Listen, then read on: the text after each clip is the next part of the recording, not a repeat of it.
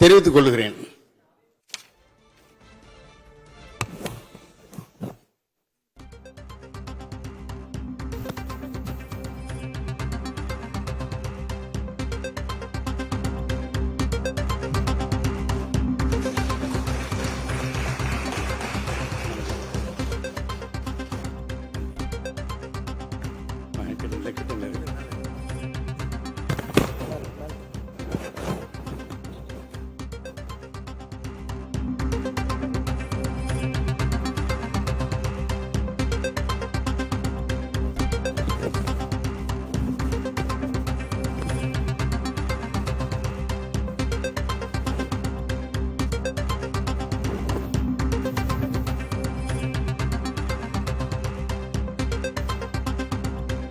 பேரவை துணைத் தலைவர் தேர்தல். பேரவையின் அடுத்த அலுவலாக பேரவை துணைத் தலைவர் தேர்தலாகும். பேரவை துணைத் தலைவர் பதவிக்கான வேட்புமனு தாள் சட்டமன்ற பேரவை முதன்மை செயலாளரிடம் அளிக்கப்பட்டுள்ளது. சட்டமன்ற பேரவை விதி 8 உள்விதி 2 படி பேரவை துணைத் தலைவர் பதவிக்கு நியமனம் செய்யப்பட்டவர், முன்மொழிந்தவர், அதை வழிமொழிந்தவர் ஆகியோரின் பெயர்களை நான் முதலில் இப்பேரவைக்கு அறிவிக்க வேண்டும். அவர்களின் விவரம்: நியமனம் செய்யப்பட்டவர் மாண்புமிகு சட்டமன்ற உறுப்பினர் திரு மு. ரவிசங்கர் அவர்கள். முன்மொழிந்தவர் மாண்புமிகு முதலமைச்சர் அவர்கள். வழிமொழிந்தவர் மாண்புமிகு அவை முன்னவர் அமைச்சர் செங்கோட்டையன் அவர்கள்.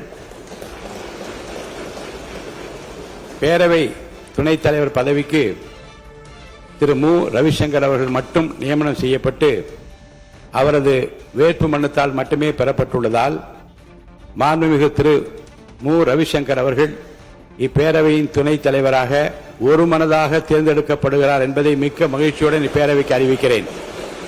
மாண்புமிகு பேரவை துணைத் தலைவராக தேர்ந்தெடுக்கப்பட்டுள்ள திரு மு. ரவிசங்கர் அவர்களுக்கு என்னுடைய பாராட்டுதலையும் வாழ்த்துக்களையும் தெரிவித்துக் கொள்கிறேன்.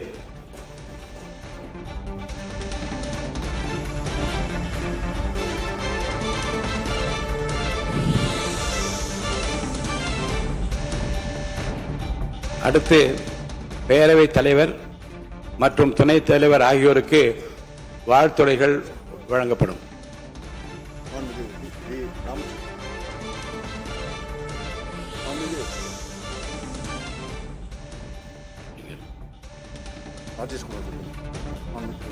மாண்புமிகு திரு ராஜேஷ்குமார் அவர்கள்.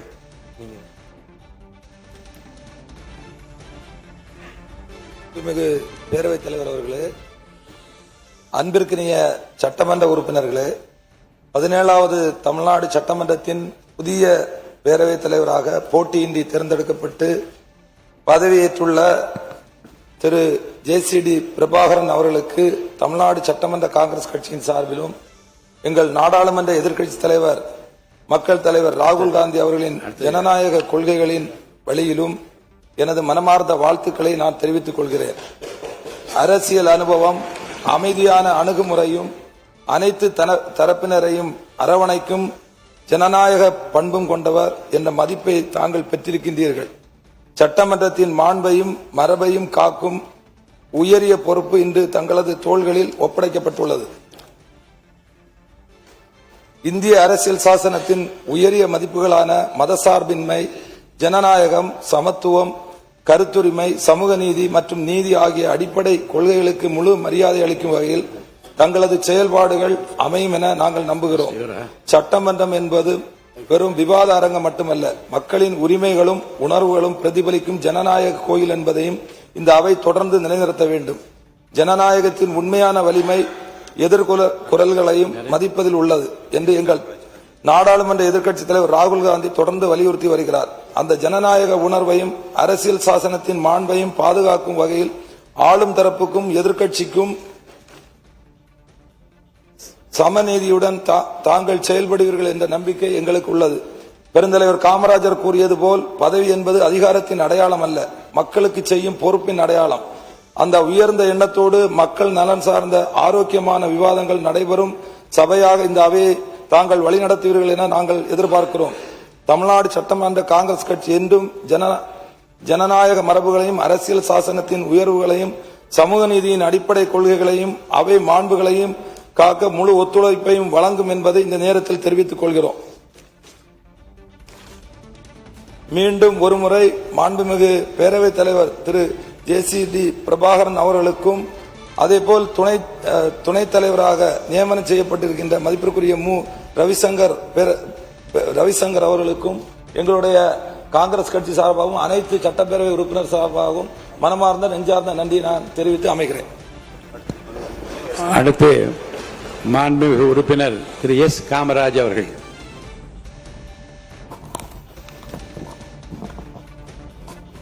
மாண்புமிகு பேரவைத் தலைவர் அவர்களே, மாண்புமிகு முதல்வர் அவர்களே, அமைச்சர் பெருமக்களே, சட்டமன்ற உறுப்பினர்களே, அனைவருக்கும் காலை வணக்கம். மாண்புமிகு பேரவைத் தலைவர், துணைத் தலைவர் போட்டியின்றி தேர்ந்தெடுக்கப்பட்டமைக்கு எனது நெஞ்சார்ந்த வாழ்த்துக்களை தெரிவித்துக் கொள்கிறேன். இந்த அரசு 5 ஆண்டு காலம் அமைய பெற வேண்டும். பல்வேறு அரசியல் கட்சி தலைவர்கள் இங்கே வந்திருக்கிறார்கள். குறிப்பாக இளைஞர்கள் அதிக அளவில் இந்த சட்டமன்றத்தில் இடம்பெற்றிருக்கிறார்கள். ஒரு நாட்டின் எதிர்காலம் இளைஞர்கள் கையில் இருக்கிறது என்று சொல்லுவார்கள். மாண்புமிகு முதலமைச்சர் நல்ல இளைஞராக இருக்கிற காரணத்தினால்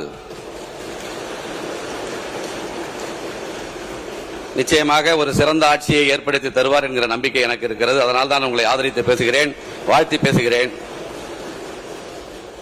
சில கசப்பான சம்பவங்கள் நிகழ்ந்தது உண்டு. அது அன்றைக்கு இருக்கிற அரசியல் சூழல். இன்றைக்கு முதலமைச்சர் அவர்கள் தான் ஒரு திறமையான ஆட்சியை கொடுக்க முடியும். நீங்கள் முதல் கையெழுத்திட்ட இந்த 3 அறிவிப்புகளும் தமிழ்நாட்டிற்கு நிச்சயமாக உதவுகிற திட்டங்கள். இன்னைக்கு நான் 3 நாளா சென்னையில தான் இருக்கிறேன். கடந்த காலங்களோடு ஒப்பிடும்போது சென்னை இன்றைக்கு எப்படி தெளிவாக இருக்கிறது, சுத்தமாக இருக்கிறது, சுகாதாரமாக இருக்கிறது, காவல்துறை எப்படி சிறப்பாக செயல்படுகிறார் என்பதை நான் எண்ணி வியந்ததுண்டு. நிச்சயமாக நீங்கள் நல்லாட்சி தர வேண்டும். 5 ஆண்டு காலம் சிறப்பான ஆட்சியை வழங்க வேண்டும். 75 ஆண்டு காலம் 50 ஆண்டு கால ஆட்சிக்கு நீங்கள் முன்னுதாரணமாக இருக்க வேண்டும். இளைஞர்கள், தமிழ்நாட்டு இளைஞர்கள் உங்களை நம்புகிறார்கள், நாங்கள் உங்களை நம்புகிறோம். நீங்கள் முதல் அறிவிப்பிலேயே என்ன எதிர்பார்த்தார்கள் மக்கள் என்றால், இலவச அறிவிப்புகள் 1000 கோடி 10,000 கோடி என்ற அறிவிப்பீர்கள் என்று எதிர்பார்த்தார்கள். உண்மையான மக்களுக்கு உதவுகிற திட்டங்களை அறிவித்த உங்களை நான் பாராட்டுகிறேன், வாழ்த்துகிறேன். உங்கள் அரசு தொடர்வதற்கு என்னுடைய ஆதரவினை இதன் மூலம் நான் தெரிவித்துக் கொள்கிறேன். அனைவருக்கும் நன்றி, வணக்கம். மாண்புமிகு உறுப்பினர் செல்லசுவாமி அவர்கள்.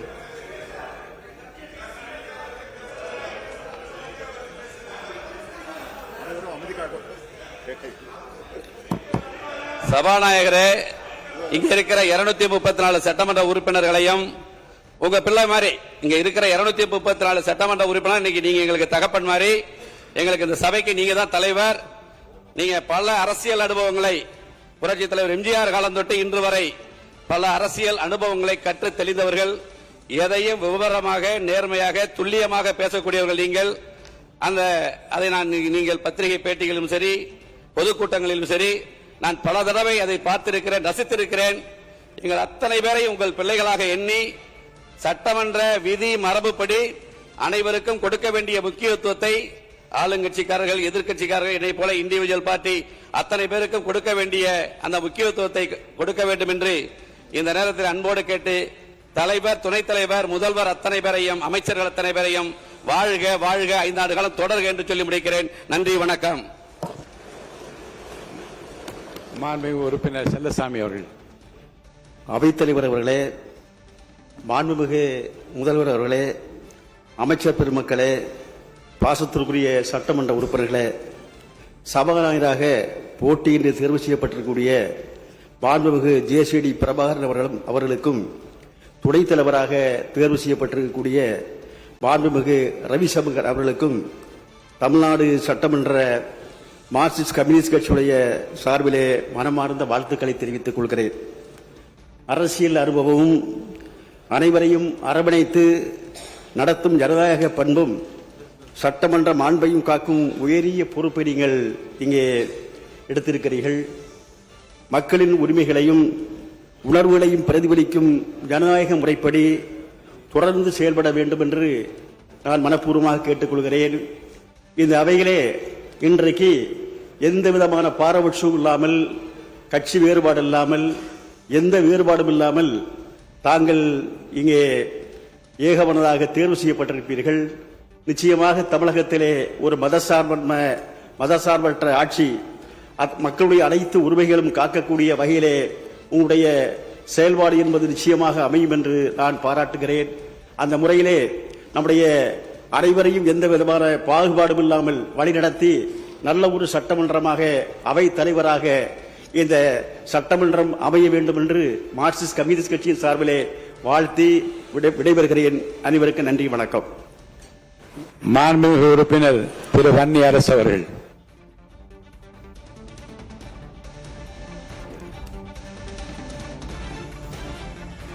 மரியாதைக்குரிய சபாநாயகர் அவர்களுக்கும்,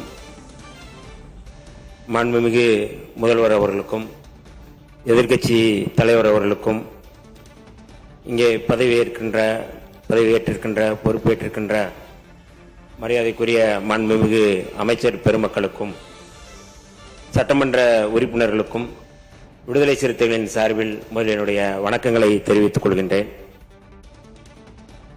இன்றைக்கு இந்த 17வது சட்டப்பேரவையில் புதிதாக சபாநாயகராக தேர்ந்தெடுக்கப்பட்டுள்ள மரியாதைக்குரிய ஐயா ஜேசிடி பிரபாகர் அவர்களுக்கும், துணைத் தலைவர் மரியாதைக்குரிய ரவிசங்கர் அவர்களுக்கும் விடுதலை சிறுத்தைகளின் சார்பிலும், எமது தலைவர் எழுச்சி தமிழர் தொல்காப்பியன் திருமாவளவன் அவர்கள் சார்பிலும் எங்களுடைய வாழ்த்துக்களை தெரிவித்துக் கொள்ள கடமைப்பட்டிருக்கின்றோம். இந்த அவையிலே புரட்சியாளர் அம்பேத்கர் அவர்கள் சொன்ன செய்தியோடு நான் ஆரம்பிக்க விரும்புகின்றேன்.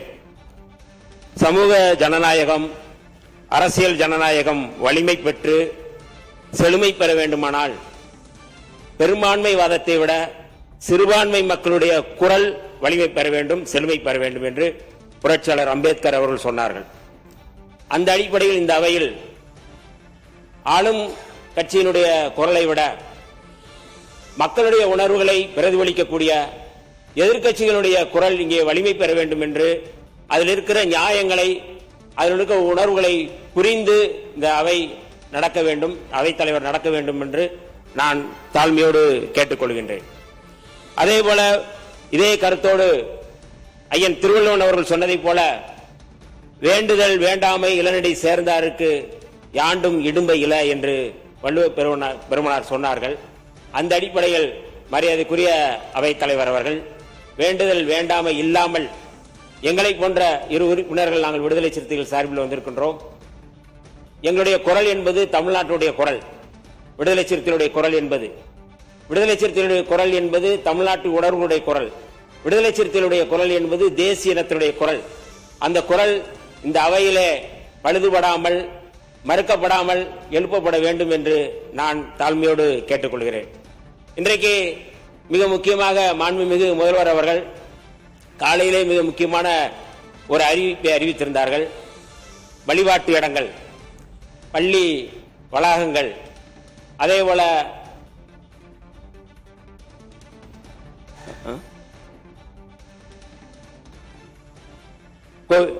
கோவில் தானே அது, மக்கள் கூடுமிடம், இந்த இடங்களில் மொத்தம் 717 மதுக்கடைகள் மூடப்பட வேண்டும் என்று அவர் அறிவித்திருப்பதை விடுதலை சிறுத்தைகளின் சார்பில் நாங்கள் வரவேற்கின்றோம்.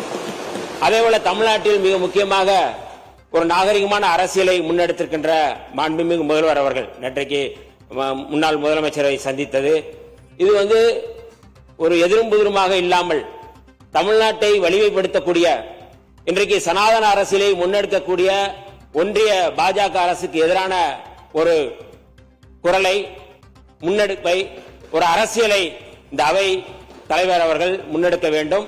இங்க இருக்கின்ற அத்தனை உறுப்பினர்களும் நாங்கள் அத்தனை பேரும் ஒருங்கிணைந்து இங்கே ஒத்துழைப்பு கொடுப்போம் என்று சொல்லி இந்த அவை சிறப்பாக நடக்க வேண்டும். பெரும்பான்மைவாதத்தோட சிறுபான்மை மக்களுடைய குரல் இங்கே வலுப்பெற வேண்டும், தமிழ்நாட்டில் வலுப்பெற வேண்டும் என்று கேட்டு அத்தனை அவை உறுப்பினர்களுக்கும் என்னுடைய வாழ்த்துக்களையும் அவை தலைவர் அவர்களுக்கும் வாழ்த்துக்களையும் தெரிவித்து விடைபெறுகிறேன். நன்றி, வணக்கம். மாண்புமிகு உறுப்பினர் திரு SSB சையத் ஃபாரூக் பாஷா அவர்கள்.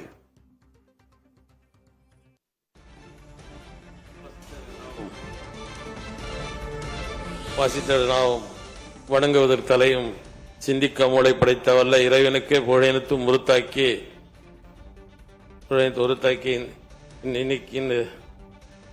என்னுடைய வாழ்த்துரையை பதிவு செய்ய விரும்புகிறேன். வரலாற்று சிறப்பை மிக்க இந்த அவையில் என்னை அமர வைத்து அழகு பார்க்கும் வாணியம்பாடி சட்டப்பேரவை அன்பு வாக்காளர் பெருமக்களுக்கும் என்னுடைய அரசியல் ஆசான் ஐயா பேராசிரியர் பெருந்தகை KM காதர்மொயின் சாஹிப் அவர்களுக்கும் மதசார்பற்ற முற்போக்கு கூட்டணி தலைவர்களுக்கும் தொண்டர்களுக்கும் எனது இதயம் கனிந்த நன்றியை தெரிவித்துக் கொள்கின்றேன். பேரவைத் தலைவர் தேர்வு ஒரு மனதோடு இச்சபையின் நாயகரை தேர்வு செய்த மாண்புமிகு தமிழக முதலமைச்சர் அவர்களுக்கும் மாண்புமிகு தமிழக எதிர்க்கட்சி தலைவர் அவர்களுக்கும் நன்றியையும் வாழ்த்துக்களையும் இந்தியன் யூனியன் முஸ்லீம் லீக் சார்பாக தெரிவித்துக் கொள்கிறேன், தெரிவித்து அமர்கிறேன். நன்றி, வணக்கம்.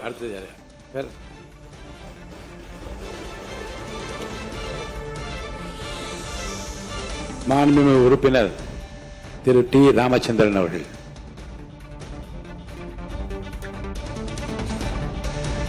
மாண்புமிகு பேரவை தலைவர் அவர்களுக்கு வணக்கம். 17வது சட்ட பேரவையில் போட்டியின்றி ஒருமனதாக தெரிவு செய்யப்பட்டிருக்கின்ற மாண்புமிகு பேரவை தலைவர்களுக்கும் பேரவை துணைத் தலைவர்களுக்கும் என் சார்பாகவும் இந்திய கம்யூனிஸ்ட் கட்சியின் சார்பாகவும் புரட்சிகரமான வாழ்த்துக்களையும் பாராட்டுக்களையும் தெரிவித்துக் கொள்கிறேன். மாண்புமிகு முதலமைச்சர் அவர்களுக்கும் மாண்புமிகு அமைச்சர் பெருமக்களுக்கும் மாண்புமிகு எதிர்க்கட்சி தலைவர்கள் உள்ளிட்ட சக சட்டமன்ற உறுப்பினர்களுக்கும் என்னுடைய வாழ்த்துக்களையும் பாராட்டுக்களையும் தெரிவித்துக் கொண்டு, மக்களாட்சி தத்துவத்தில் ஜனநாயகத்தின் இதயமாக சட்டமன்றம் திகழ்கிறது. ஜனநாயகத்தின் 4 தூண்களில் 3 முக்கிய தூணாக சட்டமன்றம் விளங்குகிறது. சட்டமன்றத்தில் ஆளும் கட்சி எதிர்க்கட்சி என்று பாராமல், சார்பு நிலையோடு செயல்படாமல் நடுநிலையோடு சபாநாயகர்கள் செயல்பட வேண்டும். ஆளுங்கட்சிக்கு வழங்குகின்ற நேரத்தை விட கூடுதலாக எதிர்க்கட்சி உறுப்பினர்களுக்கு நேரத்தை கொடுத்து விவாதங்களே பங்கேற்க நடுநிலையோடு சபாநாயகர்கள் செயல்பட வேண்டும். அதோடு மட்டுமல்லாமல் நம்முடைய மாண்புமிகு சபாநாயகர் அவர்கள் 2 முறை இந்த அவையில் சட்டமன்ற உறுப்பினராக பணியாற்றி மக்கள் நன்மதிப்பை பெற்றவர், நீண்ட நெடிய அரசியல் அனுபவம் வாய்ந்தவர். ஆகவே வருங்காலங்களில் தமிழ்நாட்டுடைய மாநில உரிமைகள், சமூக நீதி, மதசார்பின்மையை இந்த அவை உயர்த்தி பிடிக்க வேண்டும். அதே போல இன்றைக்கு நம்முடைய மாண்புமிகு முதலமைச்சருடைய செயல்பாடுகள் ஒட்டுமொத்த நாடே பாராட்டும் வகையில் இருக்கிறது. தமிழக சட்டமன்றத்தில் ஆளுங்கட்சி எதிர்க்கட்சி என்று எதிரும் புதிருமாக பேசாமல் இருந்த அந்த கட்டமைப்பை உடைத்து தமிழ்நாட்டுடைய பாரம்பரிய பண்பாட்டை நம்முடைய முதலமைச்சர் இன்றைக்கு பாதுகாத்திருக்கிறார். 1967ஆம் ஆண்டு பேரர் அண்ணா அவர்கள் வெற்றி பெற்ற பிறகு அன்றைக்கு பெருந்தலைவர் காமராஜரை சந்தித்து வாழ்த்து பெற்றதைப் போல நம்முடைய முதலமைச்சர் அவர்கள் வெற்றி பெற்ற பிறகு நம்முடைய பிரதான எதிர்க்கட்சியான திராவிட முன்னேற்ற கழகத்துடைய தலைவரும் முன்னாள் முதலமைச்சருமான அண்ணன் ஸ்டாலின் அவர்களை சந்தித்தது, அதே போல மறுமலர்ச்சி திராவிட முன்னேற்ற கழகத்துடைய தலைவர் திரு வைகோ அவர்களை சந்தித்து வாழ்த்து பெற்றது, அதே போல திராவிட கழகத்துடைய தலைவர் திரு ஆசிரியர் வீரமணி அவர்களை சந்தித்து வாழ்த்து பெற்றது, அதே போல பாட்டாளி மக்கள் கட்சியுடைய தலைவர் திரு அன்புமணி ராமதாஸ் அவர்களையும் சந்தித்தது, அதே போல நாம் தமிழர் கட்சியுடைய தலைவர் சீமான் அவர்களையும், இடதுசாரி கட்சி தலைவர்கள் தோழர் வீரபாண்டியன், தோழர் சண்முகம், அதே போல விடுதலை சிறுத்தை இயக்கத்துடைய தலைவர் திருமா அவர்களை சந்தித்து வாழ்த்து பெற்றிருப்பது என்பது இன்றைக்கு தமிழ்நாட்டில் ஒரு புதிய சகாப்தத்தை இன்றைக்கு நம்முடைய முதலமைச்சர் அவர்கள் ஏற்படுத்தியிருக்கிறார். அதோடு மட்டுமல்லாமல் தான் ஆட்சியேற்ற அதே மேடையில் அதே பொழுதில் 3 கோப்புகளை கையெழுத்திட்டு ஒட்டுமொத்த தமிழ் மக்களையும் மகிழ்ச்சியிலே ஆழ்த்தியிருக்கிறார். குறிப்பாக இன்றைக்கு பெண்கள் மற்றும் குழந்தைகளுடைய பாதுகாப்பை கருத்தில் கொண்டு சிங்கப்பெண் படை அமைக்கப்படும் என்ற கையெழுத்திட்டிருப்பது, அதே போல இளைய சமுதாயம் இன்றைக்கு போதையிலே புறையோடி கொண்டிருக்கிறார்கள். அந்த இளைய சமுதாயத்தை மீட்டெடுக்கும் வகையிலே அதர போதைப் பொருட்களை தடுப்பதற்கான கையெழுத்து, அதே போல 200 யூனிட் வரை மின்சாரம் இலவசம் என்ற கையெழுத்திட்டு இன்றைக்கு ஆர்வமே அமர்கலப்படுத்தி இருக்கிறார். ஆகவே தொடர்ந்து தேர்தல் நேரத்தில் கொடுத்த வாக்குறுதிகளை நிறைவேற்ற வேண்டும் எதிர்பார்ப்போடு தமிழ்நாட்டு மக்கள் காத்திருக்கிறார்கள். அந்த எதிர்பார்ப்புகளை நிறைவேற்ற வேண்டும் என்று கேட்டு மீண்டும் ஒருமுறை நம்முடைய மாண்புமிகு முதலமைச்சர் அவர்களுக்கு வாழ்த்துக்களையும் பாராட்டுகளையும் தெரிவித்து என்னுடைய உரையை நிறைவு செய்துள்ளேன். நன்றி, வணக்கம். மாண்புமிகு உறுப்பினர் திரு திமு ராஜேந்திரன் அவர்கள்.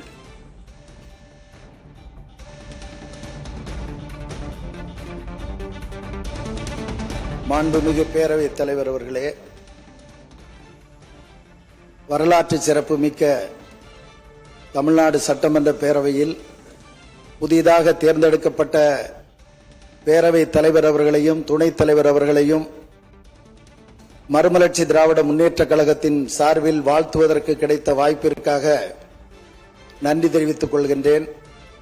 மாண்புமிகு பேரவைத் தலைவர் அவர்கள் மக்கள் திலகம் எம்ஜிஆர் அவர்களால் வார்ப்பிக்கப்பட்ட அவரது தலகர்த்தர்களிலே ஒருவர் என்பதை திராவிட இயக்க அரசியலிலே மாணவராக வளர்ந்தபோது நான் அறிந்திருக்கின்றேன்.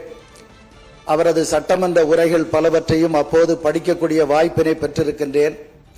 இந்த சபையை அலங்கரிக்கின்றவர்கள் பலர் இளைஞர்களாக இருந்தாலும் கூட சட்டமன்றத்தை நடத்துவதற்கு முதிய அனுபவமும் அதற்கேற்ற பக்குவமும் வேண்டும் என்கிற அந்த அடிப்படையில் பேரவைத் தலைவரை தேர்வு செய்திருக்கின்ற புதிய தமிழ்நாடு அரசுக்கு, அதனுடைய முதலமைச்சர் அவர்களுக்கு எனது பாராட்டையும் நன்றியையும் தெரிவித்துக் கொள்கின்றேன். அதை அப்படியே ஏற்றுக்கொண்ட பிரதான எதிர்க்கட்சியான திராவிட முன்னேற்றக் கழகமும் சக எதிர்க்கட்சிகளும் பாராட்டுக்கு உரியவர்கள்தான். ஐயா மாண்புமிகு பேரவைத் தலைவர் அவர்களே, வள்ளுவர் சொல்லுகிறார், யாகாவாராயினும் நாகாக்க என்று வள்ளுவர் சொல்லுகிற அதே நேரத்தில் இடிப்பாறை இல்லா ஏமரா மன்னன் கெடுப்பாரிலானும் கெடும் என்பதையும் அவரே குறிப்பிடுகிறார்.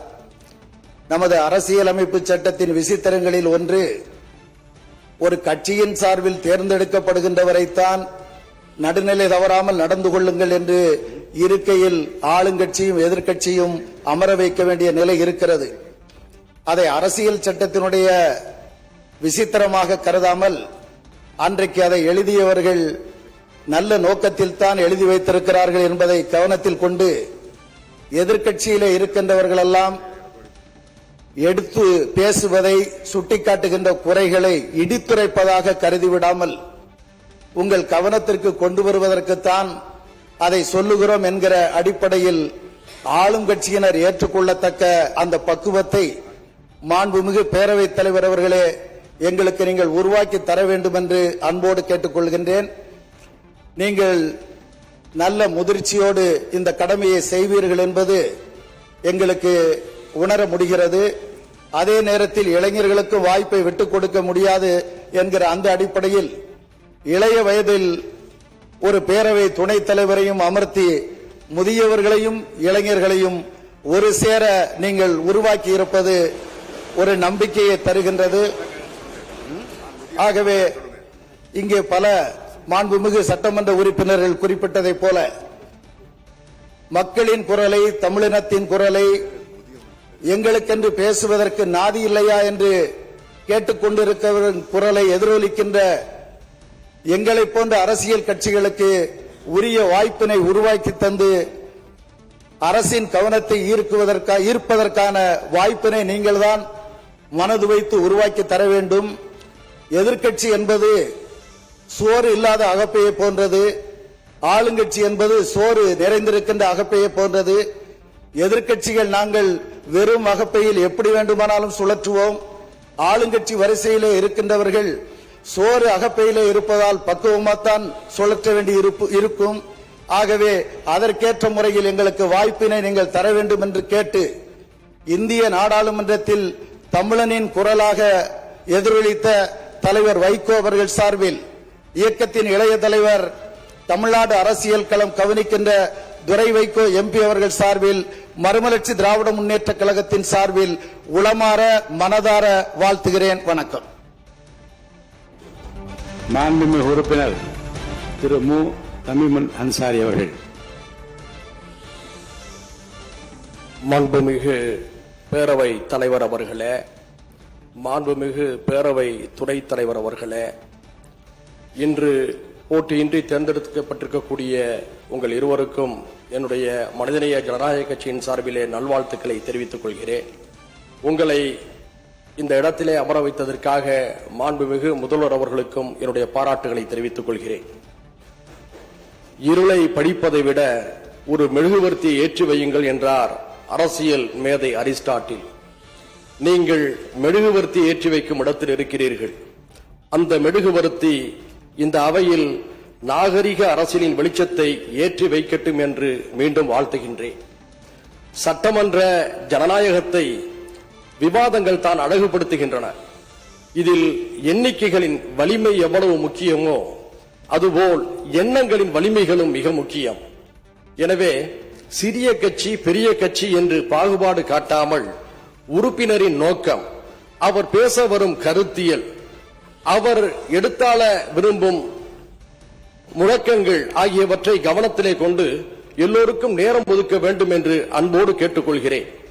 சமூக நீதி, சமூக நல்லிணக்கம், சமத்துவ ஜனநாயகம் போன்றவை ஓங்கி ஒலிக்கவும் ஜனநாயகத்தின் முதிர்ச்சியை வெளிக்காட்டவும் உங்களின் தலைமையில இந்த அவையின் செயல்பாடுகள் அமையற்றும் என்று கூறி மீண்டும் வாழ்த்தி அமர்கிறேன். நன்றி, வாழ்த்துக்கள். மாண்புமிகு உறுப்பினர் திரு எம் போஜராஜன் அவர்கள்.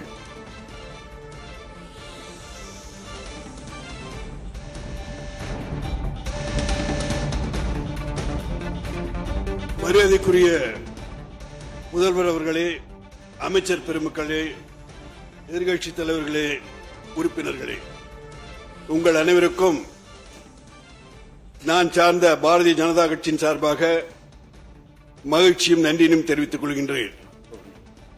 இன்றைய தினம் பேரவைத் தலைவராக தேர்ந்தெடுக்கப்பட்டிருக்கின்ற அனுபவம் மிக்க மரியாதைக்குரிய ஜேசிடி பிரபாகரன் அவர்களுக்கும், துணைத் தலைவராக தேர்ந்தெடுக்கப்பட்ட ரவிசங்கர் அவர்களுக்கும் எங்களது கட்சியின் சார்பாகவும் என தனிப்பட்ட முறையிலும் எங்களது வணக்கங்களையும் வாழ்த்தினையும் தெரிவித்துக் கொள்கின்றேன். நல்லதொரு ஆட்சி அமைய பாரத பிரதமர் மோடிஜி அவர்களுடைய தலைமையில் ஒரு இணக்கமான மாநில அரசாக இருந்து மக்களுடைய நலன்தான், தமிழ்நாட்டின் நலன்தான் முக்கியம் என்ற ஒரு எண்ணத்தோடு நாம் பயணிப்போம் என்ற ஒரு நல்லதொரு செய்தியை கூறிக்கொண்டு, நான் சார்ந்த உதகை எப்படி குழு குழு என்று இருக்கின்றதோ அது போன்ற சூடான விவாதங்கள் இருந்தாலும் நமது உள்ளங்களிலே ஒரு குழு குழு ஒரு நிலைமை, ஒரு நல்லதொரு உணர்வு, தேசத்தின் முன்னேற்றம் தான் முதன்மையாக இருக்க வேண்டும் என்பதை மனதில் கொண்டு நாம் செயல்படுவோம் என்று கூறி மீண்டும் இன்றைய பேரவைத் தலைவர்களுக்கும் உதவித் தலைவர்களுக்கும் எனது நெஞ்சார்ந்த நன்றியை தெரிவித்துக் கொள்கின்றேன். நன்றி, வணக்கம். மாண்புமிகு உறுப்பினர் திரு கே நித்யானந்தன் அவர்கள். மாண்புமிகு பேரவைத் தலைவர் அவர்களே, இன்று போட்டி இல்லாமல் தேர்வு செய்யப்பட்ட தங்களுக்கும் பேரவை துணைத் தலைவர் அவர்களுக்கும் நான் சார்ந்திருக்கக்கூடிய கொங்குநாடு மக்கள் தேசிய கட்சி சார்பாக பொதுச் செயலாளரான நெய்யார் ஈஸ்வரன் அவர் சார்பாக வாழ்த்துக்களை தெரிவித்துக் கொள்கின்றேன். சிறப்பானதொரு ஆட்சியை தர மக்களால் தேர்ந்தெடுக்கப்பட்டிருக்கக்கூடிய முதல்வர் அவர்களுக்கும் வணக்கத்தை தெரிவித்துக் கொள்கின்றேன். அனைவரும் சொன்னது போல இந்த சபை ஆளும் கட்சி எதிர்க்கட்சி என்று இல்லாமல் நடுநிலையோடு நடத்துவதற்கு தாங்கள் முயற்சி செய்ய வேண்டும். மக்களுடைய நீண்ட நாள் கோரிக்கையான சபை நடவடிக்கைகளை நேரடியாக ஒளிபரப்பு செய்ய வேண்டும் என்ற கோரிக்கையையும் தங்கள் வாயிலாக சபைக்கு வைக்கின்றேன். தங்களால் தேர்ந்தெடுக்கப்பட்ட சட்டமன்ற உறுப்பினர் எவ்வாறு செயல்படுகின்றார் என்பதை பார்க்க வேண்டும் என்ற அந்த உரிமை, அந்த கடமை மக்களுக்கு இருக்கின்றது. அதையும் தாங்கள் செய்து கொடுக்க வேண்டும் என்று இந்த சபையின் வாயிலாக தெரிவித்துக் கொண்டு, எனக்கு வாக்களித்து இந்த வாய்ப்பை கொடுத்த பொள்ளாச்சி மக்களுக்கும், நம்முடைய முன்னாள் முதல்வர், எங்களுக்கு இந்த வாய்ப்பை கொடுத்த முன்னாள் முதல்வர் திரு மு.க. ஸ்டாலின் அவர்களுக்கும் நன்றி கூறி, மீண்டும் ஒருமுறை பேரவைத் தலைவர் அவர்களுக்கும் துணைத் தலைவர் அவர்களுக்கும் வாழ்த்துக்களை தெரிவித்துக் கொள்கின்றோம். நன்றி, வணக்கம். மாண்புமிகு உறுப்பினர் முனைவர் எம்.எச். ஜாகருல்லா அவர்கள்.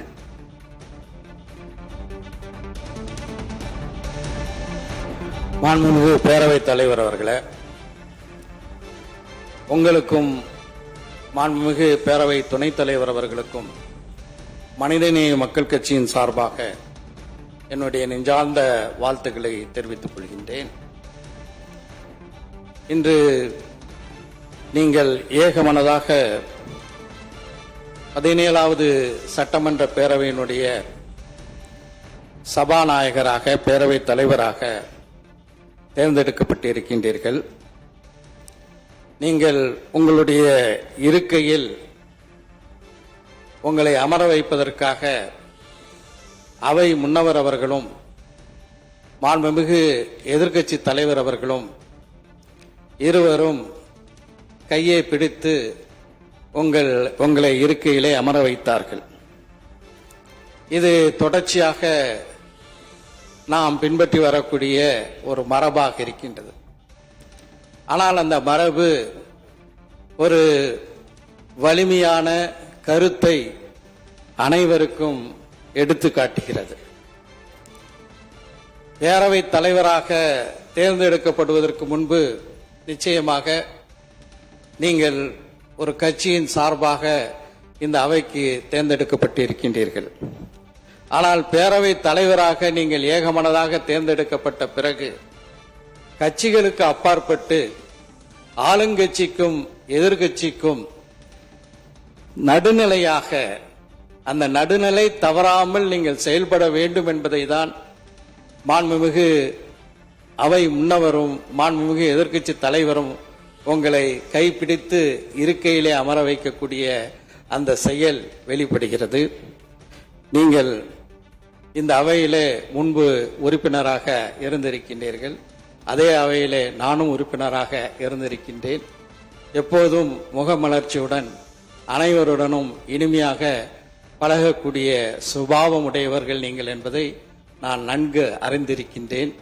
அதே இனிமையுடன் இந்த 17வது சட்டமன்ற பேரவையை நீங்கள் சிறப்பாக நடத்துவீர்கள். உங்களுக்கு உறுதுணையாக துணை சபாநாயகரும் அருமை சகோதரர் மாண்புமிகு ரவிசங்கர் அவர்களும் செயல்படுவார்கள் என்ற நம்பிக்கை எங்களுக்கு இருக்கின்றது.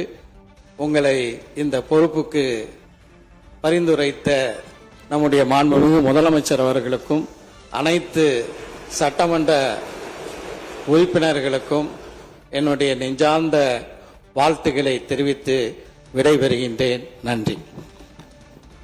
மாண்புமிகு உறுப்பினர் முனைவர் திருமதி சௌமியா அன்புமணி அவர்கள்.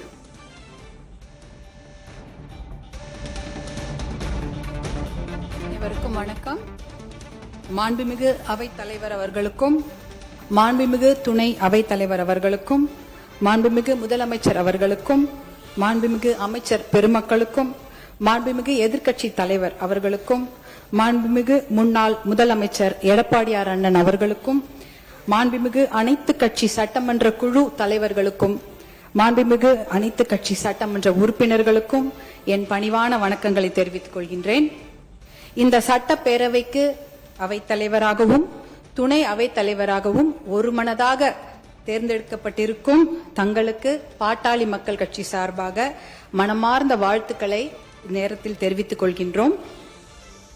மாண்புமிகு பேரவைத் தலைவராக பொறுப்பேற்றிருக்கும் எங்களுடைய மூத்த சகோதரர், அழுத்த அரசியல்வாதி, சமூக நீதியின் பின்னணியில் வளர்ந்தவர், சமூக நீதிக்காக தொடர்ந்து பாடுபட்டு கொண்டிருக்கும் எங்களுடைய அன்பு சகோதரர் மாண்புமிகு அவைத்தலைவர் திரு ஜே.சி.டி. பிரபாகரன் ஐயா அவர்களுக்கும், சமூக நீதிக்காக பாடுபட்டு கொண்டிருக்கும் துணை சபா அவைத்தலைவர் சகோதரர் ரவிசங்கர் அவர்களுக்கும், எங்களுடைய மனமார்ந்த வாழ்த்துக்களை தெரிவித்துக் கொள்கின்றோம்.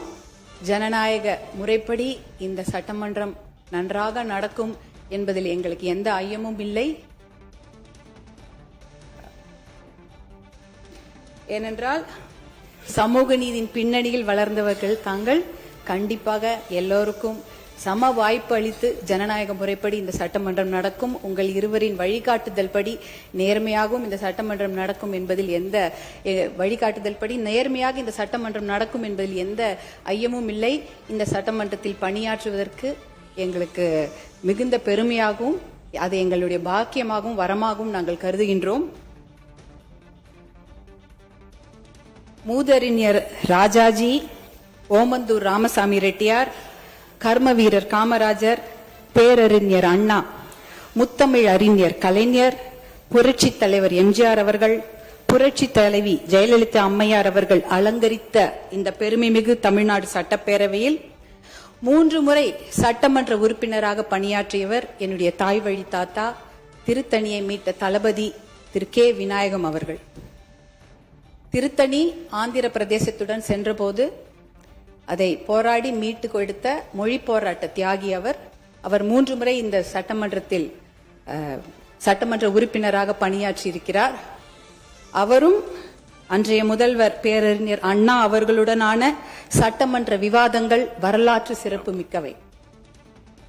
ஒருமுறை honourable chief minister, your days or numbered என்று என்னுடைய தாத்தா சிம்மக்குரல் தளபதி கே விநாயகம் அவர்கள் முழங்கி இருக்கின்றார்.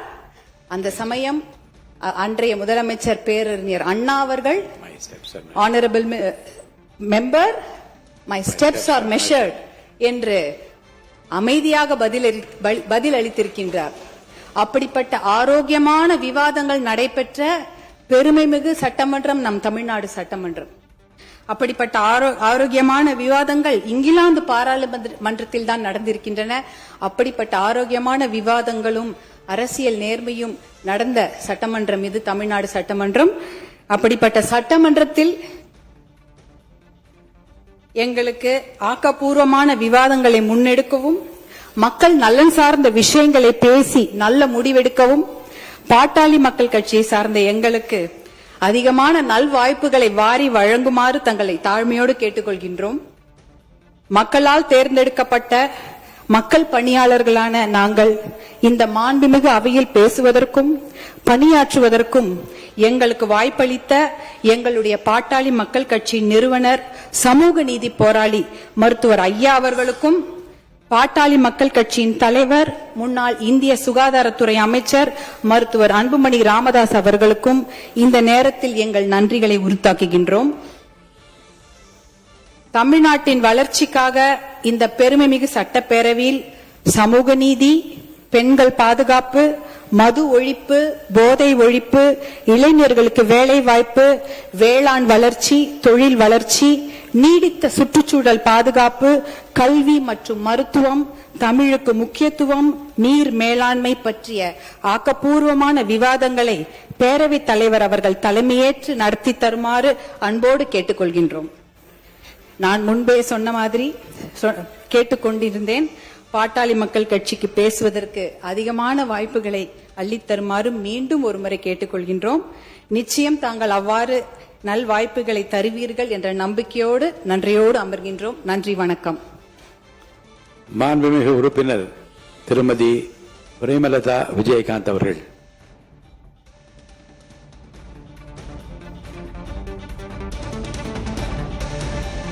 மாண்புமிகு முதலமைச்சர் அவர்களுக்கும் எதிர்க்கட்சி தலைவர் அவர்களுக்கும் இன்றைய அவைத் தலைவராக அன்ன போஸ்டில் வெற்றி பெற்றிருக்கும் அண்ணன் JCT பிரபாகர் அவர்களுக்கும், துணைத் தலைவர் ரவிக்குமார் அவர்களுக்கும், இந்த அவையிலே வீற்றிருக்கும் அனைத்து சட்டமன்ற உறுப்பினர்களுக்கும், எதிர்க்கட்சி தலைவராக செயல்பட்ட அண்ணன் முன்னாள் முதலமைச்சர்களாக இருந்த அண்ணன் எடப்பாடியார் அவர்களுக்கும், அண்ணன் ஸ்டாலின் அவர்களுக்கும், இந்த அவையிலே நாம் ஒரு மாண்புமிகு ஒரு அவை இது. இந்த தமிழ்நாட்டின் வரலாறை இந்த மாண்புமிகு இந்த வளாகத்திலே மிக சிறந்த முறையிலே ஆட்சி செய்த நம்மளுடைய முன்னாள் முதல்வர்கள் இங்க நம்ம சுத்தி இருக்கின்ற அந்த புகைப்படங்களே அதற்கான சாட்சி. அந்த மாண்பும் மரபும் இமியளவும் மாறாமல் அண்ணன் JCD பிரபாகர் அவர்கள் அவைத் தலைவராக நடுநிலையோடு இருந்து ஒரு தராசு போல இந்த அவைக்கு அத்தனை பேருக்கும் சரிசமமான வாய்ப்பை கொடுத்து அத்தனை பேரையுமே ஆணாக இருந்தாலும் இந்த அவைக்கு அன்னையாக இருந்து அனைவருக்கும் சமமான வாய்ப்பை தர வேண்டும் என்று இந்த புனிதமான அவையிலே அவரை நான் அன்போடு கேட்டுக்கொள்கிறேன். அது மட்டுமில்லை, இன்றைய முதல்வர் அன்பு தம்பி விஜய் அவர்களுக்கு திரையுலகில் அண்ணனாக இருந்த கேப்டன் அவர்கள் இதே அவையிலே எதிர்கட்சி தலைவராக செயல்பட்ட பொழுது இங்கே நடக்கின்ற அத்தனை விஷயங்களும் தமிழகம் முழுவதும் தெரிய வேண்டும் என்ற கோரிக்கையை அன்றிலிருந்தே சொன்னார். அதனால அந்த விஷயத்திலும் நடுநிலையோடு இருந்து ஆளுங்கட்சி சைடு மட்டும் கேமரா போக்கஸ் பண்ணாம சட்டமன்றத்தில் நடக்கும் அத்தனை நிகழ்வுகளையும் நேரலையில் தமிழக மக்கள் அனைவரும் தெரிந்து கொள்ள வகையில அந்த சரிசமமான ஒரு வாய்ப்பை ஏற்படுத்தி தர வேண்டும் என்பதை இந்த நேரத்திலே நான் கேட்டுக்கொள்கிறேன். அது மட்டும் கிடையாது, இந்த தமிழ்நாடும் தமிழகமும் என்றும் சிறப்பு மிக்கதாக இருக்க வேண்டும். எனவே என்னுடைய முதல் கோரிக்கை, இனிமேல் தமிழ்நாட்டில் நடக்கும் அத்தனை நிகழ்வுகளிலும் நமது தமிழ் தாய் வாழ்த்துக்கு முதல் இடத்தை கொடுத்து பிறகு மற்ற மொழிகளுக்கு முக்கியத்துவம் தர வேண்டும் என்பதை இந்த நேரத்தில் நான் ஒரு கோரிக்கையாக இந்த அவையில் வைக்க கடமைப்பட்டிருக்கிறேன். அது மட்டும் கிடையாது, நேற்று அனைத்து எதிர்க்கட்சிகளையும் நேரடியாக சென்று இங்க எதிர்க்கட்சிகள் எதிரி கட்சிகள் அல்ல, அனைவரும் தோழமை கட்சிகள் தான் என்பதை மிக சிறப்பாக சென்று அனைவரையும் சந்தித்த முதல்வர் அன்பு தம்பி விஜய் அவர்களுக்கு இந்த நேரத்தில் என்னுடைய வாழ்த்துக்களை தெரிவித்துக் கொள்கிறேன். அது மட்டுமில்ல, இந்த அவை தமிழ்நாட்டுக்கும் தமிழக மக்களுக்கும் நீதியையும் நேர்மையும் நிலைநாட்ட வேண்டும் என்பதையும் இந்த நேரத்தில் தெரிவித்துக் கொண்டு, நாளை நடக்க இருக்கும் பெரும்பான்மையில் வெற்றி பெற்று அன்பு தம்பி விஜய் அவர்கள் மிக சிறப்பாக நம் நாட்டிற்கு பணியாற்ற வேண்டும் என்பதை இந்த நேரத்திலே நான் தெரிவித்துக் கொள்கிறேன். எனவே இன்று தேர்ந்தெடுக்கப்பட்ட அண்ணன் JCD பிரபாகர் அவர்களுக்கும் துணைத் தலைவர் அவர்களுக்கும் தேசிய முற்போக்கு திராவிட கழகத்தின் சார்பாகவும் இந்த அவையில் எதிர்க்கட்சி தலைவராக மிக சிறப்பாக தன்னுடைய கருத்தை தைரியமாக எடுத்துரைத்த என் அன்பு கணவர் கேப்டன் அவர்களுடைய ஆசீர்வாதத்துடன் என்னுடைய வாழ்த்துக்களை இந்த நேரத்திலே தெரிவித்துக் கொள்வதில் மிகவும் மகிழ்ச்சி அடைகிறேன். நன்றி, வணக்கம். மாண்புமிகு உறுப்பினர் முன்னாள் தமிழ்நாடு முதலமைச்சர் திரு எடப்பாடி K. பழனிசாமி அவர்கள். மாண்புமிகு சட்டப்பேரவை தலைவர் அவர்களே, வணக்கம். பொன்மனச்சம்பல் புரட்சித் தலைவர் MGR அவர்களையும் இதயம் புரட்சித் தலைவி அம்மா அவர்களையும் முதலிலே வணங்கி, வரலாற்று சிறப்புமிக்க இந்த அவையில் புனிதமான இயற்கையில் பொறுப்பேற்றுள்ள மாண்புமிகு சட்டப்பேரவை தலைவர் அவர்களுக்கு எனது இதயபூர்வமான நல்வாழ்த்துக்களை முதலிலே தெரிவித்துக் கொள்கிறேன். அதேபோல பேரவை துணைத் தலைவராக தேர்ந்தெடுக்கப்பட்டுள்ள அவர்களுக்கும் என்னுடைய வாழ்த்துக்களை தெரிவித்துக் கொள்கிறேன். ஏனென்று சொன்னால் சட்டப்பேரவை தலைவர்களையும் துணைத் தலைவரும் பெயர் குறிப்பிடக்கூடாது என்பது மரபு இருக்கின்ற காரணத்தினாலே நான் பெயரை குறிப்பிடவில்லை. ஆகவே அனைத்து இந்திய அண்ணா திராவிட முன்னேற்ற கழகத்தின் சார்பாக சட்டப்பேரவை தலைவராக பொறுப்பேற்றுள்ள தங்களுக்கும் சட்டப்பேரவை துணைத் தலைவராக பொறுப்பேற்றுள்ள அவர்களுக்கும் இதயபூர்வமான நல்வாழ்த்துக்களை இந்த நேரத்தில் தெரிவித்துக் கொள்கின்றேன். இன்றைக்கு ஆளுங்கட்சி எதிர்க்கட்சி என்று பாராமல் இன்றைக்கு தாங்கள் இந்த பக்கமும் அந்த பக்கமும் சாயாமல் நடுநிலையோடு வைக்கும் தராசு போல நீங்கள் என்றும் செயல்பட வேண்டும் என்று அன்போடு இந்த நேரத்தில் கேட்டுக்கொள்கின்றேன். எந்த அளவுக்கு எதிர்க்கட்சிகளுக்கு பேசுவதற்கு வாய்ப்பு கொடுக்கின்றீர்களோ அந்த அளவுக்கு உங்களுடைய அரசு சிறப்பாக செயல்படும். ஏனென்றால் மக்களுடைய பிரச்சனையை எடுத்து வைப்பது எதிர்க்கட்சியினுடைய கடமை. ஆகவே எதிர்க்கட்சியினுடைய கடமை சிறப்பாக செயல்படுவதற்கு அனைத்து எதிர்க்கட்சிகளுக்கும் முழுமையான நேரத்தை ஒதுக்கி கொடுக்க வேண்டும் என்று அன்போடு இந்த நேரத்தில் கேட்டுக் கொள்கின்றேன். நீங்கள் ஏற்கனவே அனைத்து இந்திய அண்ணா திராவிட முன்னேற்ற கழகம் பொன்மனச்சம்மல் புரட்சித் தலைவர் எம்ஜிஆருடைய ஆட்சி காலத்திலே நீங்கள் சட்டமன்ற உறுப்பினராக இருந்து பணியாற்றியவர்கள். மாண்புமிகு அம்மாவுடைய காலத்திலும் சட்டமன்ற பணியாற்றியவர்கள். சட்டமன்ற பேர விதிகள் முழுமையும் நன்றாக தெரிந்தவர்கள், சிறப்பான முறையிலே பேசக்கூடியவர்கள், சிறப்பான முறையிலே அவையை நடத்தக்கூடிய திறமை மிக்கவர்கள். ஆகவே அப்படிப்பட்ட ஒரு அற்புதமான ஒரு நிகழை நிகழ்த்தக்கூடியவர்களுக்கு ஒரு நல்ல வாய்ப்பை நீங்கள் பெற்றிருக்கிறீர்கள். இந்த புனிதமான ஆசனத்திலே அமர்ந்திருக்கின்றவர்கள் எங்களுக்கும் அனைத்து இந்திய அண்ணா திராவிட முன்னேற்ற கழகம் மட்டுமல்ல அனைத்து எதிர்க்கட்சிகளுக்கும் போதுமான நேரத்தை ஒதுக்கி கொடுத்து மக்களுடைய பிரச்சனையை அரசுடைய கவனத்துக்கு எடுத்து செல்வதற்கு நீங்கள் நல்ல வாய்ப்பை தர வேண்டும் என்ற இந்த நேரத்தில் தெரிவித்து, மாண்புமிகு முதலமைச்சராக பொறுப்பேற்றுள்ள மாண்புமிகு முதலமைச்சர் அவர்களுக்கும் எனக்கு இதயபூர்வமான நல்வாழ்த்துக்களை இந்த நேரத்தில் தெரிவித்துக் கொள்கின்றேன். அதேபோல எதிர்க்கட்சி தலைவராக பொறுப்பேற்கும் தங்களுக்கும் மாண்புமிகு அமைச்சர் பெருமக்களுக்கும் இங்கே வெற்றி பெற்று தேர்ந்தெடுக்கப்பட்டிருக்கிற அனைத்து சட்டமன்ற உறுப்பினர்களும் எனது மனமார்ந்த நன்றி தெரிவித்து விடைபெறுகின்றேன். நன்றி, வணக்கம். நீங்க திரு எஸ்பி வேலுமணி அவர்கள் கை தூக்குறீங்க, பேசணுமா? பேசு. மாண்புமிகு பேரவைத் தலைவர் அவர்களே, மாண்புமிகு புரட்சித் தலைவர் எம்ஜிஆர், மாண்புமிகு புரட்சித் தலைவர் அம்மா ஆகிய இருபெரும் தெய்வங்களை வணங்கி 17வது சட்டமன்ற பேரவைக்கு புதிதாக பொறுப்பேற்றுள்ள மாண்புமிகு முதலமைச்சர் அவர்களுக்கும் எனது வாழ்த்துக்களை தெரிவித்துக் கொண்டு, அதே போல இங்கே இருக்கக்கூடிய அமைச்சர்களுக்கும் எதிர்க்கட்சி தலைவர் அவர்களுக்கும் அனைத்து சட்டமன்ற உறுப்பினர்களுக்கும் எனது மனமார்ந்த வாழ்த்துக்களை தெரிவித்துக் கொள்கிறேன். இன்று மாண்புமிகு பேரவைத் தலைவராக தேர்ந்தெடுக்கப்பட்டுள்ள மாண்புமிகு பேரவைத் தலைவர் அவர்கள் புரட்சித் தலைவர் எம்ஜிஆர் காலம், அதே போல புரட்சித் தலைவி அம்மாவுடைய காலத்திலும் பணியாற்றியவர். புரட்சித் தலைவர் எம்ஜிஆர் காலத்திலே எம்ஜிஆர் இளைஞரணி செயலாளராக இருந்து சிறப்பான முறையில் பணியாற்றியவர். மாண்புமிகு புரட்சித் தலைவர், மாண்புமிகு புரட்சித் தலைவி ஆகியோர் அளப்பரிய அன்பை பெற்றவர். மாண்புமிகு புரட்சித் தலைவர் காலத்திலே மாண்புமிகு புரட்சித் தலைவி அம்மாவுடைய காலத்திலும் வில்லிவாக்கம் தொகுதியிலிருந்து சட்டமன்ற உறுப்பினராக தேர்ந்தெடுக்கப்பட்டு இந்த அவையில் சிறப்பான முறையிலே பணியாற்றியவர். அஇஅதிமுக பல்வேறு பொறுப்புகளில் சிறப்பான முறையில் பணியாற்றியவர். தற்போது 1000 விளக்கு தொகுதியிலே போட்டியிட்டு வெற்றி பெற்று 14வது சட்டமன்ற பேரவையில் நீங்கள் தலைவராக தேர்ந்தெடுக்கப்பட்ட நீங்கள் பழகுவதற்கு இனிமையானவர், பண்பாளர், எளிமையானவர். இந்த பேரவையில் பேரவைத் தலைவராக நடுநிலையோடு பணியாற்றி அண்ணன் டாக்டர் காளிமுத்து, அண்ணன் நம்முடைய ஜெயக்குமார், அதே போல மாண்புமிகு ப. தனபால் ஆகியோர் வரிசையில் நீங்கள் இடம்பெற வேண்டும். அதே போல இந்த அவையின் மரபும் மாட்சியமும் மதிப்பும் காக்கப்பட வேண்டும். நீங்கள் நழுவா நாயகராக விளங்க வேண்டும் என்று கூறி இந்த அவையை தாங்கள் சிறப்புற வழிநடத்த வேண்டும். அதே போல பேரவை துணைத் தலைவராக தேர்ந்தெடுக்கக்கூடிய துறையூர் தொகுதி சட்டமன்ற உறுப்பினர் திரு மு. ரவிசங்கர் அவர்களுக்கு எனக்கு மனமார்ந்த வாழ்த்துக்களை தெரிவித்துக் கொள்கிறேன்.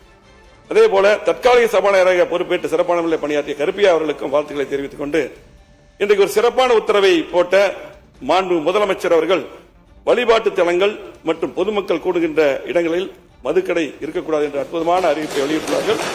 அவர்களுக்கும் எனது மனமார்ந்த வாழ்த்துக்களையும் நன்றியும் கூறி விடைபெறுகிறேன். நன்றி, வணக்கம்.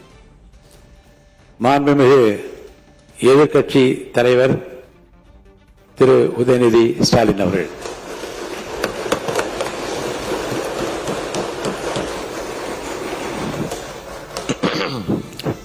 மாண்புமிகு பேரவைத் தலைவர் அவர்களே, துணைத் தலைவர் அவர்களே, முதலமைச்சர் அவர்களே, 17வது சட்டமன்ற பேரவையின் எதிர்க்கட்சி தலைவராக எனது முதல் உரை இது. பகுத்தறிவு பகலவன் தந்தை பெரியார், தமிழ்நாட்டுடைய தலைமகன் பேரறிஞர் அண்ணா, நவீன தமிழ்நாட்டுடைய சிற்பி முத்தமிழறிஞர் டாக்டர் கலைஞர்,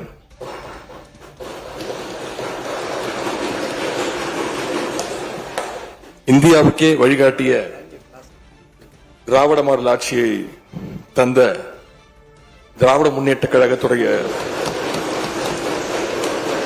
தலைவர் திரு முத்துவேல் கருணாநிதி ஸ்டாலின் என எங்களுடைய தலைவர்களை எல்லாம் வணங்கி என்னுடைய இந்த உரையை துவங்குகின்றேன். முதல்ல என்னை இரண்டாவது முறையாக தேர்ந்தெடுத்து இந்த சட்டமன்றத்திற்கு அனுப்பிய என்னுடைய சேப்பாக்கம் திருவல்லிக்கேணி தொகுதி மக்களுக்கு என்னுடைய நன்றியை நான் இங்கே தெரிவித்துக் கொள்கின்றேன்.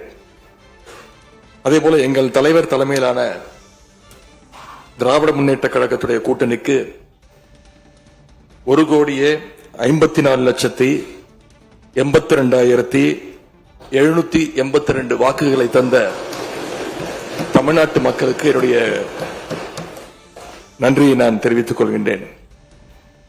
அதேபோல எங்களுடைய கூட்டணி சட்டமன்ற உறுப்பினருடைய வெற்றிக்காக உழைத்த திராவிட முன்னேற்ற கழகத்துடைய அனைத்து நிர்வாகிகளுக்கும்,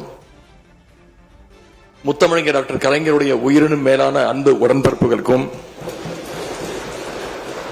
தோழமை இயக்க தலைவர்களுக்கும் தொண்டர்களுக்கும் என்னுடைய நன்றியை நான் தெரிவிச்சுக்கிறேன். இந்த அவையில என் கூட நின்று எனக்கு வழிகாட்டக்கூடிய எதிர்க்கட்சி துணைத் தலைவர் அண்ணன் திரு KN நேரு அவர்களுக்கும், எங்களுடைய கொறடா அண்ணன் வேலு அவர்களுக்கும், துணை கொறடா அண்ணன் திரு கோவி செழியன், செயலாளர் அண்ணன் திரு தங்கம் தென்னரசு, பொருளாளர் அண்ணன் திரு MRK பன்னீர்செல்வம் ஆகியோருக்கும், கழக சட்டமன்ற உறுப்பினர்களுக்கும் என்னுடைய நன்றியை நான் தெரிவிச்சுக்கிறேன். சட்டமன்றத்தில் நேற்று நாம அத்தனை பேரும் பதவி பிரமாணம் செஞ்சுக்கிட்டோம்.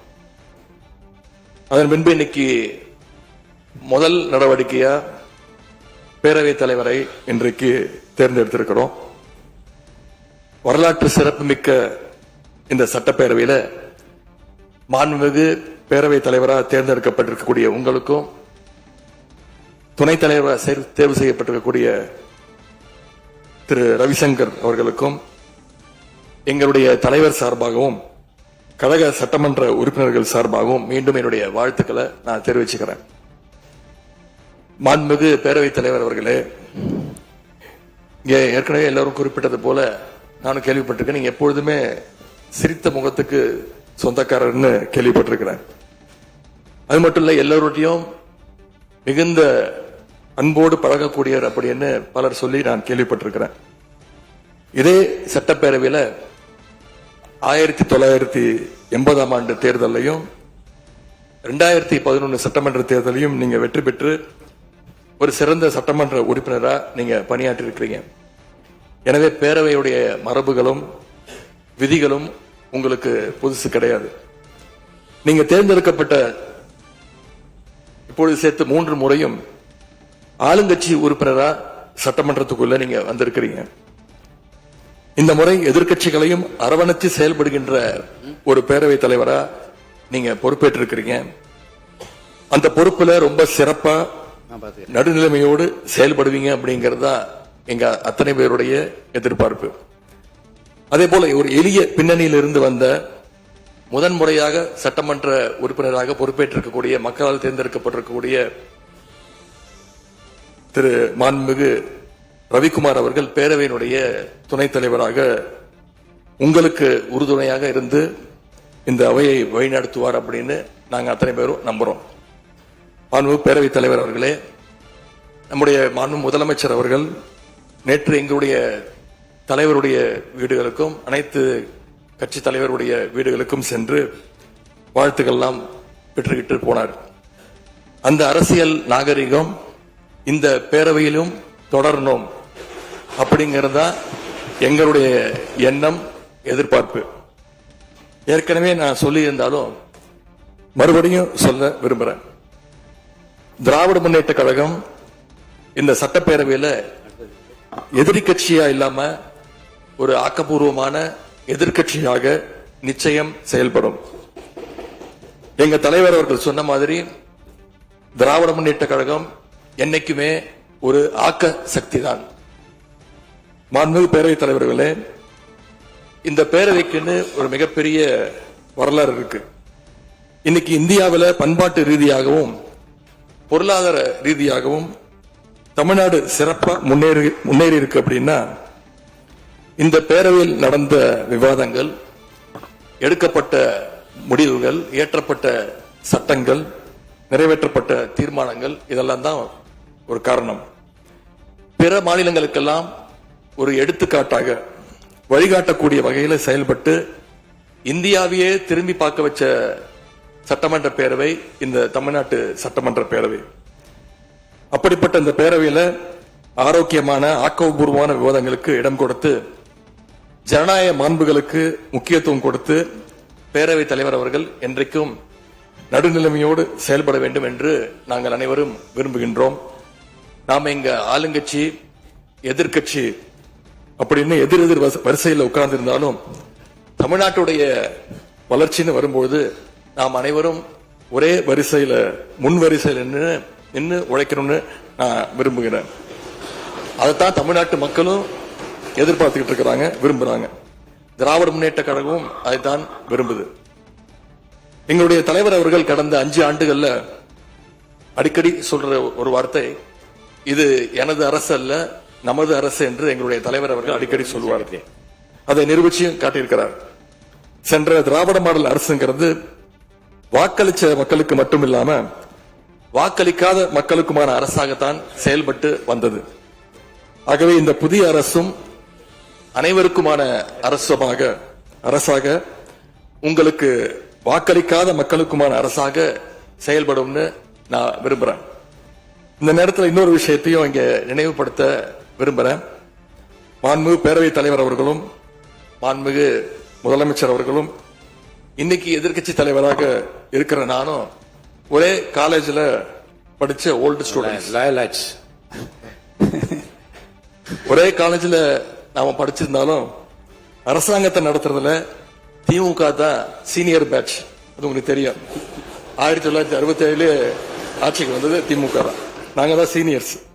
அந்த அடிப்படையில் எங்களுடைய நாலேஜையும் எக்ஸ்பீரியன்ஸையும் நாங்க ஷேர் பண்ணிக்க ரெடியா இருக்கோம். அதை ஏத்துக்க நீங்களும் தயாராக இருங்க. ஏன்னா நமக்கு எப்பவுமே தமிழ்நாட்டு மாநிலத்துடைய நலன்தான் மிக மிக முக்கியம். மாண்புமிகு பேரவைத் தலைவர் அவர்களே, நீங்க போட்டியின்றி தேர்வாகியிருக்கீங்க. மாண்புமிகு முதலமைச்சரும் எதிர்க்கட்சி தலைவரான நானும் உங்களை அவை முன்னவரும் இந்த இருக்கையில உட்கார வச்சிருக்கிறோம், அமர வச்சிருக்கிறோம். இன்னைக்கு உங்க கையை பிடிச்சி அழைச்சிட்டு வந்து உட்கார வச்சிருக்கிறோம்.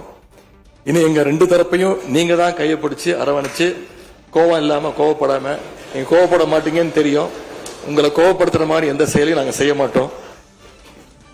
சட்டமன்ற ஜனநாயகத்தில் ஆளுங்கட்சி காதுகளாகவும் எதிர்கட்சி குரலாகவும் இருக்க வேண்டும். அதுலதான் இந்த அவையுடைய பெருமை நிச்சயம் அடங்கி இருக்கு. பொதுவா இதுக்கு முந்தைய சட்டமன்ற பேரவை எடுத்துக்கிட்டா ஆளுங்கட்சி வரிசையில அதிக உறுப்பினர்களும் எதிர்கட்சி வரிசையில அதை விட குறைவான உறுப்பினர்களும் இருப்பாங்க. ஆனா இந்த முறை கிட்டத்தட்ட ஆளுங்கட்சிக்கு இணையான எதிர்க்கட்சி வரிசை வலிமையா இன்னைக்கு அமைஞ்சிருக்கு. அதுதான் இந்த பேரவையுடைய இன்னொரு கூடுதல் சிறப்பு. இதன் மூலமா தமிழ்நாட்டு மக்கள் ஒரு முக்கியமான செய்தியை நமக்கு சொல்லி இருக்கிறாங்க. அது என்னன்னா, எதிர்க்கட்சி வரிசை மிக மிக வலிமையாக இருந்து இந்த அரசை, புதிய அரசை வழிநடத்தணும், ஆக்கப்பூர்வமான விமர்சனங்களை முன்வைக்கணும் அப்படின்னு மக்கள் நமக்கு சொல்லி இருக்கிறாங்க. நான் நம்புறேன். ஆகவே மக்களுடைய எண்ணத்தை பிரதிபலிக்கிற மாதிரி எங்களுடைய பணிகள் நிச்சயம் இருக்கும். மாண்புமிகு பேரவைத் தலைவர் அவர்களே, இந்த அரசு பொறுப்பேற்ற நிகழ்ச்சியில் நடந்த ஒரு நிகழ்வை இங்க நான் சுட்டிக்காட்ட விரும்புகிறேன். ஏற்கனவே சுட்டிக்காட்டியிருக்கிறாங்க. அந்த நிகழ்ச்சியில தமிழ்தாய் வாழ்த்து 3வது இடத்துக்கு தள்ளப்பட்டிருக்கு. இது தமிழ்நாட்டு மக்கள் மத்தியில மிகப்பெரிய ஒரு கோபத்தையும் அதிர்ச்சியையும் ஏற்படுத்தி இருக்கு. அதை எதிர்கட்சிகள் எல்லோரும் விமர்சிச்சிருக்கிறோம். அதுக்கு ஆளுங்கட்சியும் ஒரு விளக்கத்தையும் கொடுத்திருக்கிறாங்க. நானும் பார்த்தேன். எங்களோட கருத்து என்ன அப்படின்னா, பாஜக ஆட்சிக்கு வந்திருக்கக்கூடிய மேற்கு வங்க மாநிலத்தில் பதவியேற்பு நிகழ்ச்சியின் போது வந்தே மாதரம் பாட்டு பாடப்படல. ஆனா இங்க தமிழ்நாட்டில் அது பாடப்பட்டிருக்கு. மேற்கு வங்கத்துல இன்னைக்கு யாரு ஆளுநரா போய் உட்கார்ந்துருக்காங்க அப்படின்னு உங்க அத்தனை பேருக்கு தெரியும். சொல்ல வேண்டிய அவசியம் இல்லை.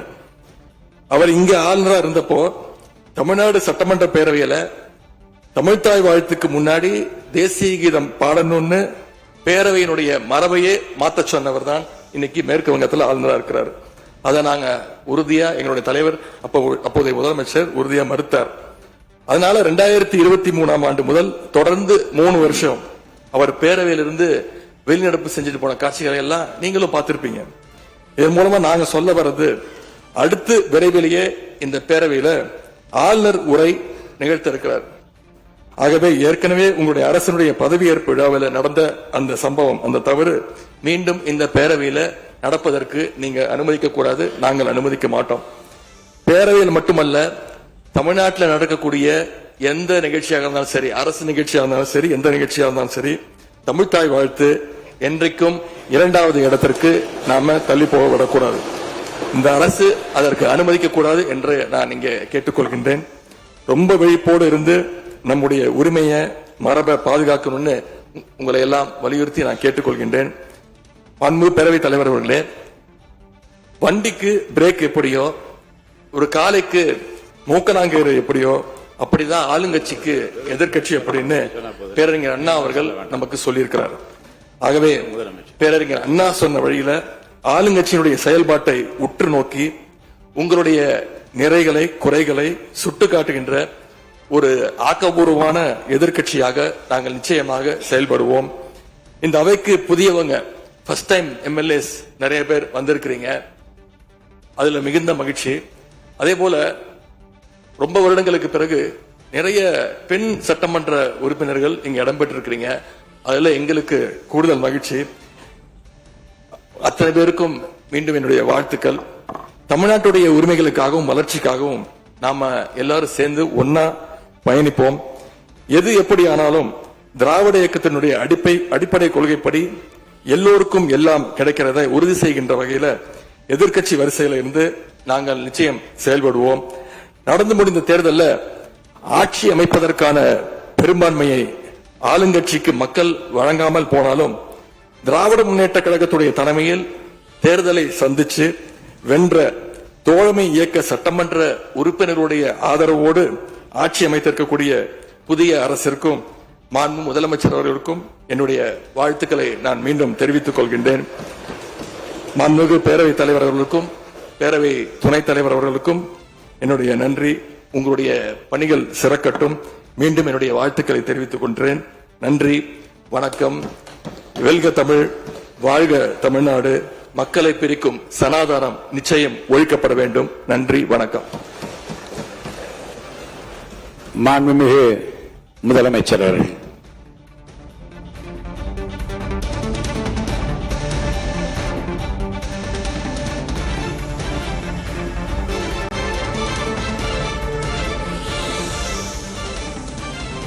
மாண்புமிகு பேரவைத் தலைவர் அவர்களே, மக்களே மக்களுக்காக மக்களால் நடத்தும் ஆட்சி மக்களாட்சி என்றார் அமெரிக்க முன்னாள் குடியரசுத் தலைவர் திரு ஆப்ரஹாம் லிங்கன். இன்றைக்கு அமைந்துள்ள மக்களாட்சி மலர்வதற்கு மக்களிடம் உள்ள பெரும் எதிர்பார்ப்பு, அவர்களுடைய எதிர்பார்ப்புகளை இப்பேரவையின் கவனத்திற்கு கொண்டு வந்து அதனை செயல்படுத்துவதற்கான திட்டங்களை சட்டங்களை அமல்படுத்த வேண்டிய பொறுப்பு இப்பேரவைக்கு உள்ளது. அதிகமான மக்கள் அதிக நன்மைகளை இந்த ஆட்சி காலத்தில் நன்மை பெற்றுள்ளார்கள் என்கிற வகையில் நம்முடைய செயல்பாடுகள் அமைய வேண்டும். இங்கே அனைவரும் சமம்.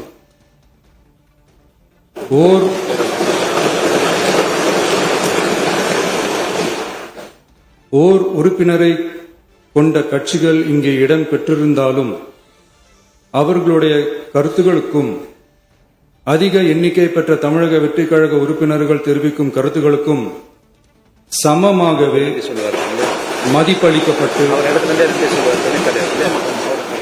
நல்லவை ஏற்கப்பட்டு அல்லவை நிராகரிக்கப்பட்டு ஜனநாயகத்தின் இதயமாகவும் மூளையாகவும் இப்பேரவை செயல்பட வேண்டும். அதற்குரிய வகையில் பெருமை வாய்ந்த வரலாற்று சிறப்பு கொண்ட இப்பேரவையை நடத்தி செல்லும் பண்பை பெற்றுள்ளவரையே தமிழக வெற்றிக் கழகம் முன்மொழிந்து தாங்கள் இன்றைக்கு இந்த ஆசனத்தில் அமர்ந்துள்ளீர்கள். மாண்புமிகு பேரவைத் தலைவர் அவர்களே, தாங்கள் பேரவைத் தலைவராக ஒருமனதாக தேர்ந்தெடுக்கப்பட்டுள்ளீர்கள். தங்களை இந்த ஆசனத்தில் மாண்புமிகு பேரவை முன்னவரும் எதிர்க்கட்சி தலைவரும் தங்களுடைய கரங்களை பிடித்து அழைத்து சென்று அமர வைத்தார்கள். இந்த சம்பிரதாயம் எப்படி வந்தது என்று சொன்னால் சுவாரஸ்யமாக இருக்கும். பெரிய வரலாறு சம்பவத்தில் உள்ளது. இங்கிலாந்து நாட்டில் உள்ள பாராளுமன்ற நடைமுறைகளை போன்றதே நம்முடைய பாராளுமன்ற நடைமுறைகளும். மன்னராட்சி இருந்த காலத்திலேயே அங்க பாராளுமன்றம் இயங்கியுள்ளது. அக்காலத்தில் அனைத்து அதிகாரங்களையும் பெற்ற மன்னரும் இருந்தார், பாராளுமன்றமும் இயங்கியது. அங்கே மன்னர் ஒரு பணியை செய்ய வேண்டும் என்று விரும்புவார், பாராளுமன்றம் அவருடைய விருப்பத்தை பெரும்பாலும் நிராகரிக்கும். மன்னர் விரும்பிய காரியத்தை பாராளுமன்றம் நிராகரித்து விட்டது என்கிற செய்தியை மன்னருக்கு சொல்ல வேண்டியவர் பாராளுமன்ற தலைவர், ஸ்பீக்கர் என்பார்கள். பாராளுமன்றத்தின் கருத்தை மன்னரிடம் சொல்ல வேண்டியவர் ஸ்பீக்கர். அதற்கு துணிவு வேண்டும். சில பணிகளை செய்வதற்குத்தான் பாராளுமன்றத்தின் அனுமதி வேண்டுமே தவிர அந்த ராஜ்யத்தில் உள்ள எந்த பிரஜைக்கும் மரண தண்டனை விதிக்கும் அதிகாரம் மன்னருக்கு உண்டு. தான் விரும்பியதை பாராளுமன்றம் நிராகரித்து விட்டது என்று சொல்லும் ஸ்பீக்கருக்கு மரண தண்டனை விதிக்கும்படி ஆணையிடுவார். தலையை வெட்டி விடுங்கள் என்று ஆணையிடுவார்கள். இது பலமுறை நடந்ததால் யாருமே இந்த ஸ்பீக்கர் பதவிக்கு வர விரும்ப மாட்டார்கள். எனவே புதிதாக பாராளுமன்றம் அமையும் போது ஸ்பீக்கர் பதவிக்கு ஒருவர் அறிவிக்கப்பட்டவுடன் அவர் உடனே தலை தப்பித்தால் போதும் என்று ஓட்டம் பிடிப்பார். அணை முன்னவரும் எதிர்க்கட்சி தலைவரும் அவரை தடுத்து நிறுத்தி அவர் கைகளை பிடித்து இழுத்து வந்த ஆசனத்தில் அமர வைப்பார்கள். இதுதான் அந்த காலத்தில் இருந்து வந்த மரபு. ஜனநாயக முறை ஏற்பட்ட பிறகும் இம்மரபு தொடர்கிறது. நிச்சயமாக தமிழக வெற்றிக் கழக உறுப்பினர்கள் அனைவருமே உங்களுக்கு உதவிகரமாகவே இருப்பார்கள் என்கிற வாக்குறுதியை இந்நேரத்தில் அளிக்க விரும்புகிறேன். பேரவையின் மாண்பையும் கண்ணியத்தையும் பேரவை உறுப்பினர்களின் கண்ணியத்தையும் காக்க வேண்டிய பொறுப்பை உங்களிடத்தில் ஒப்படைத்திருக்கிறார்கள். தற்காலிக பேரவைத் தலைவர் பொறுப்பில் மிக சிறப்பாக பணியாற்றிய நம்முடைய உறுப்பினர் திரு மூவி கருப்பையா அவர்களை சந்திக்க நேற்றுக்கு சென்றிருந்தேன். அங்கே முந்தைய பேரவைத் தலைவர்கள் படங்களை கண்ணுற்ற போது, அவர்களை பற்றி அறிந்த போது உண்மையிலே எனக்கு பெருமிதம் தந்தது. ஏனென்றால் எடுத்துக்காட்டாக விளங்கும் திரு ஜே சிவ சண்முகம் பிள்ளை, டாக்டர் யு கிருஷ்ணராவ், திரு எஸ் செல்லப்பாண்டியன் அவர்களுடைய வரிசையில் மிக சரியான ஒருவரையே நாம் முன்மொழிந்துள்ளோம் என பெருமை அடைந்தேன். அதே போன்றுதான் நம்முடைய பேரவை துணைத் தலைவர் அவர்களும் நீங்கள் இருவருமே மிக சாதாரண குடும்பத்தில் பிறந்து மக்கள் பணியாற்ற வேண்டும் என்கிற அவாவில் செயல்பட்டு வந்தவர்கள். குணம் நாடி குற்றமும் நாடி அவற்றுள் மிகை நாடி மிக்க கொளல் எனும் வள்ளுவரின் வாய்மொழிக்கேற்ப சட்டமன்ற நடவடிக்கைகள் சீராக, செம்மையாக, அமைதியாக நடைபெறும் வகையிலும் சட்டமன்ற ஜனநாயக பண்புகள், நெறிமுறைகள் பேணி பாதுகாக்கப்படும் வகையிலும் இந்த அவைக்கு பேரவைத் தலைவரும் பேரவை துணைத் தலைவரும் பெருமை சேர்ப்பீர்கள் எனும் நம்பிக்கை எனக்கு உண்டு. அரசியலுக்கு அப்பாற்பட்டு மனிதர்களை மதிக்கும் நல்ல பண்புகள் நிலைநாட்டப்பட வேண்டும். தமிழ் பண்பாடு போற்றப்பட வேண்டும். அவையின் மரபும் மாட்சிமையும் மதிப்பும் காக்கப்பட வேண்டும் என்ற நல்லெண்ணத்தின் அடிப்படையில் அந்த பதவி ஏற்றுள்ள தங்கள் இருவராலும் காப்பாற்றப்படும் என்னும் நம்பிக்கையை மீண்டும் தெரிவித்து என் உரையை நிறைவு செய்கிறேன். நன்றி, வணக்கம். மாண்புமிகு பேரவை துணைத் தலைவர்கள் நன்றி உரையாற்றுவார்கள். ஹலோ. மாண்புமிகு பேரவைத் தலைவர் அவர்களே, வாழ்த்த வயதில்லை, ஆகையால் உங்களை வணங்குகின்றேன். வரலாற்று சிறப்புமிக்க இந்த பேரவையினுடைய முதல்வராக இங்கு வீற்றிருக்கக்கூடிய கழகத்தினுடைய தலைவர் அவர்களுக்கும், எதிர்க்கட்சி தலைவர் அவர்களுக்கும் மற்றும் அனைத்து சட்டமன்ற உறுப்பினர்களுக்கும், அமைச்சர் பெருமக்களுக்கும், அலுவலக நிர்வாகிகளுக்கும், தமிழக வெற்றி கழகத்தில் இருந்து தேர்ந்தெடுக்கப்பட்ட ஒரு நபர் என்கின்ற முறையில் என்னுடைய வாழ்த்துக்களை நான் தெரிவித்துக் கொள்கின்றேன். முன்னரே நிறைய நபர்கள் இங்கே பேசியிருக்கின்றார்கள், கண்ணியமாக நடத்தப்பட வேண்டும் என்று. கடந்த காலங்களைப் போல் இது இருக்காது. தமிழக சட்டமன்றத்தினுடைய மரபுகள் பேணி காக்கப்படும். அதே சமயத்தில் எங்கள் எல்லைகளை கடக்காமல் நீங்களும் எங்களுக்கு பேரவையை அமைதியாக நடத்தி செல்ல நீங்களும் உதவி செய்ய வேண்டும் என்பதை நான் தெரிவித்துக் கொண்டு, பேரவையில் வீற்றிருக்கக்கூடிய அனைத்து பெருமக்களுக்கும், பேரவை பெருமக்களுக்கும் நன்றி கூறி விடைபெறுகிறேன். வணக்கம்.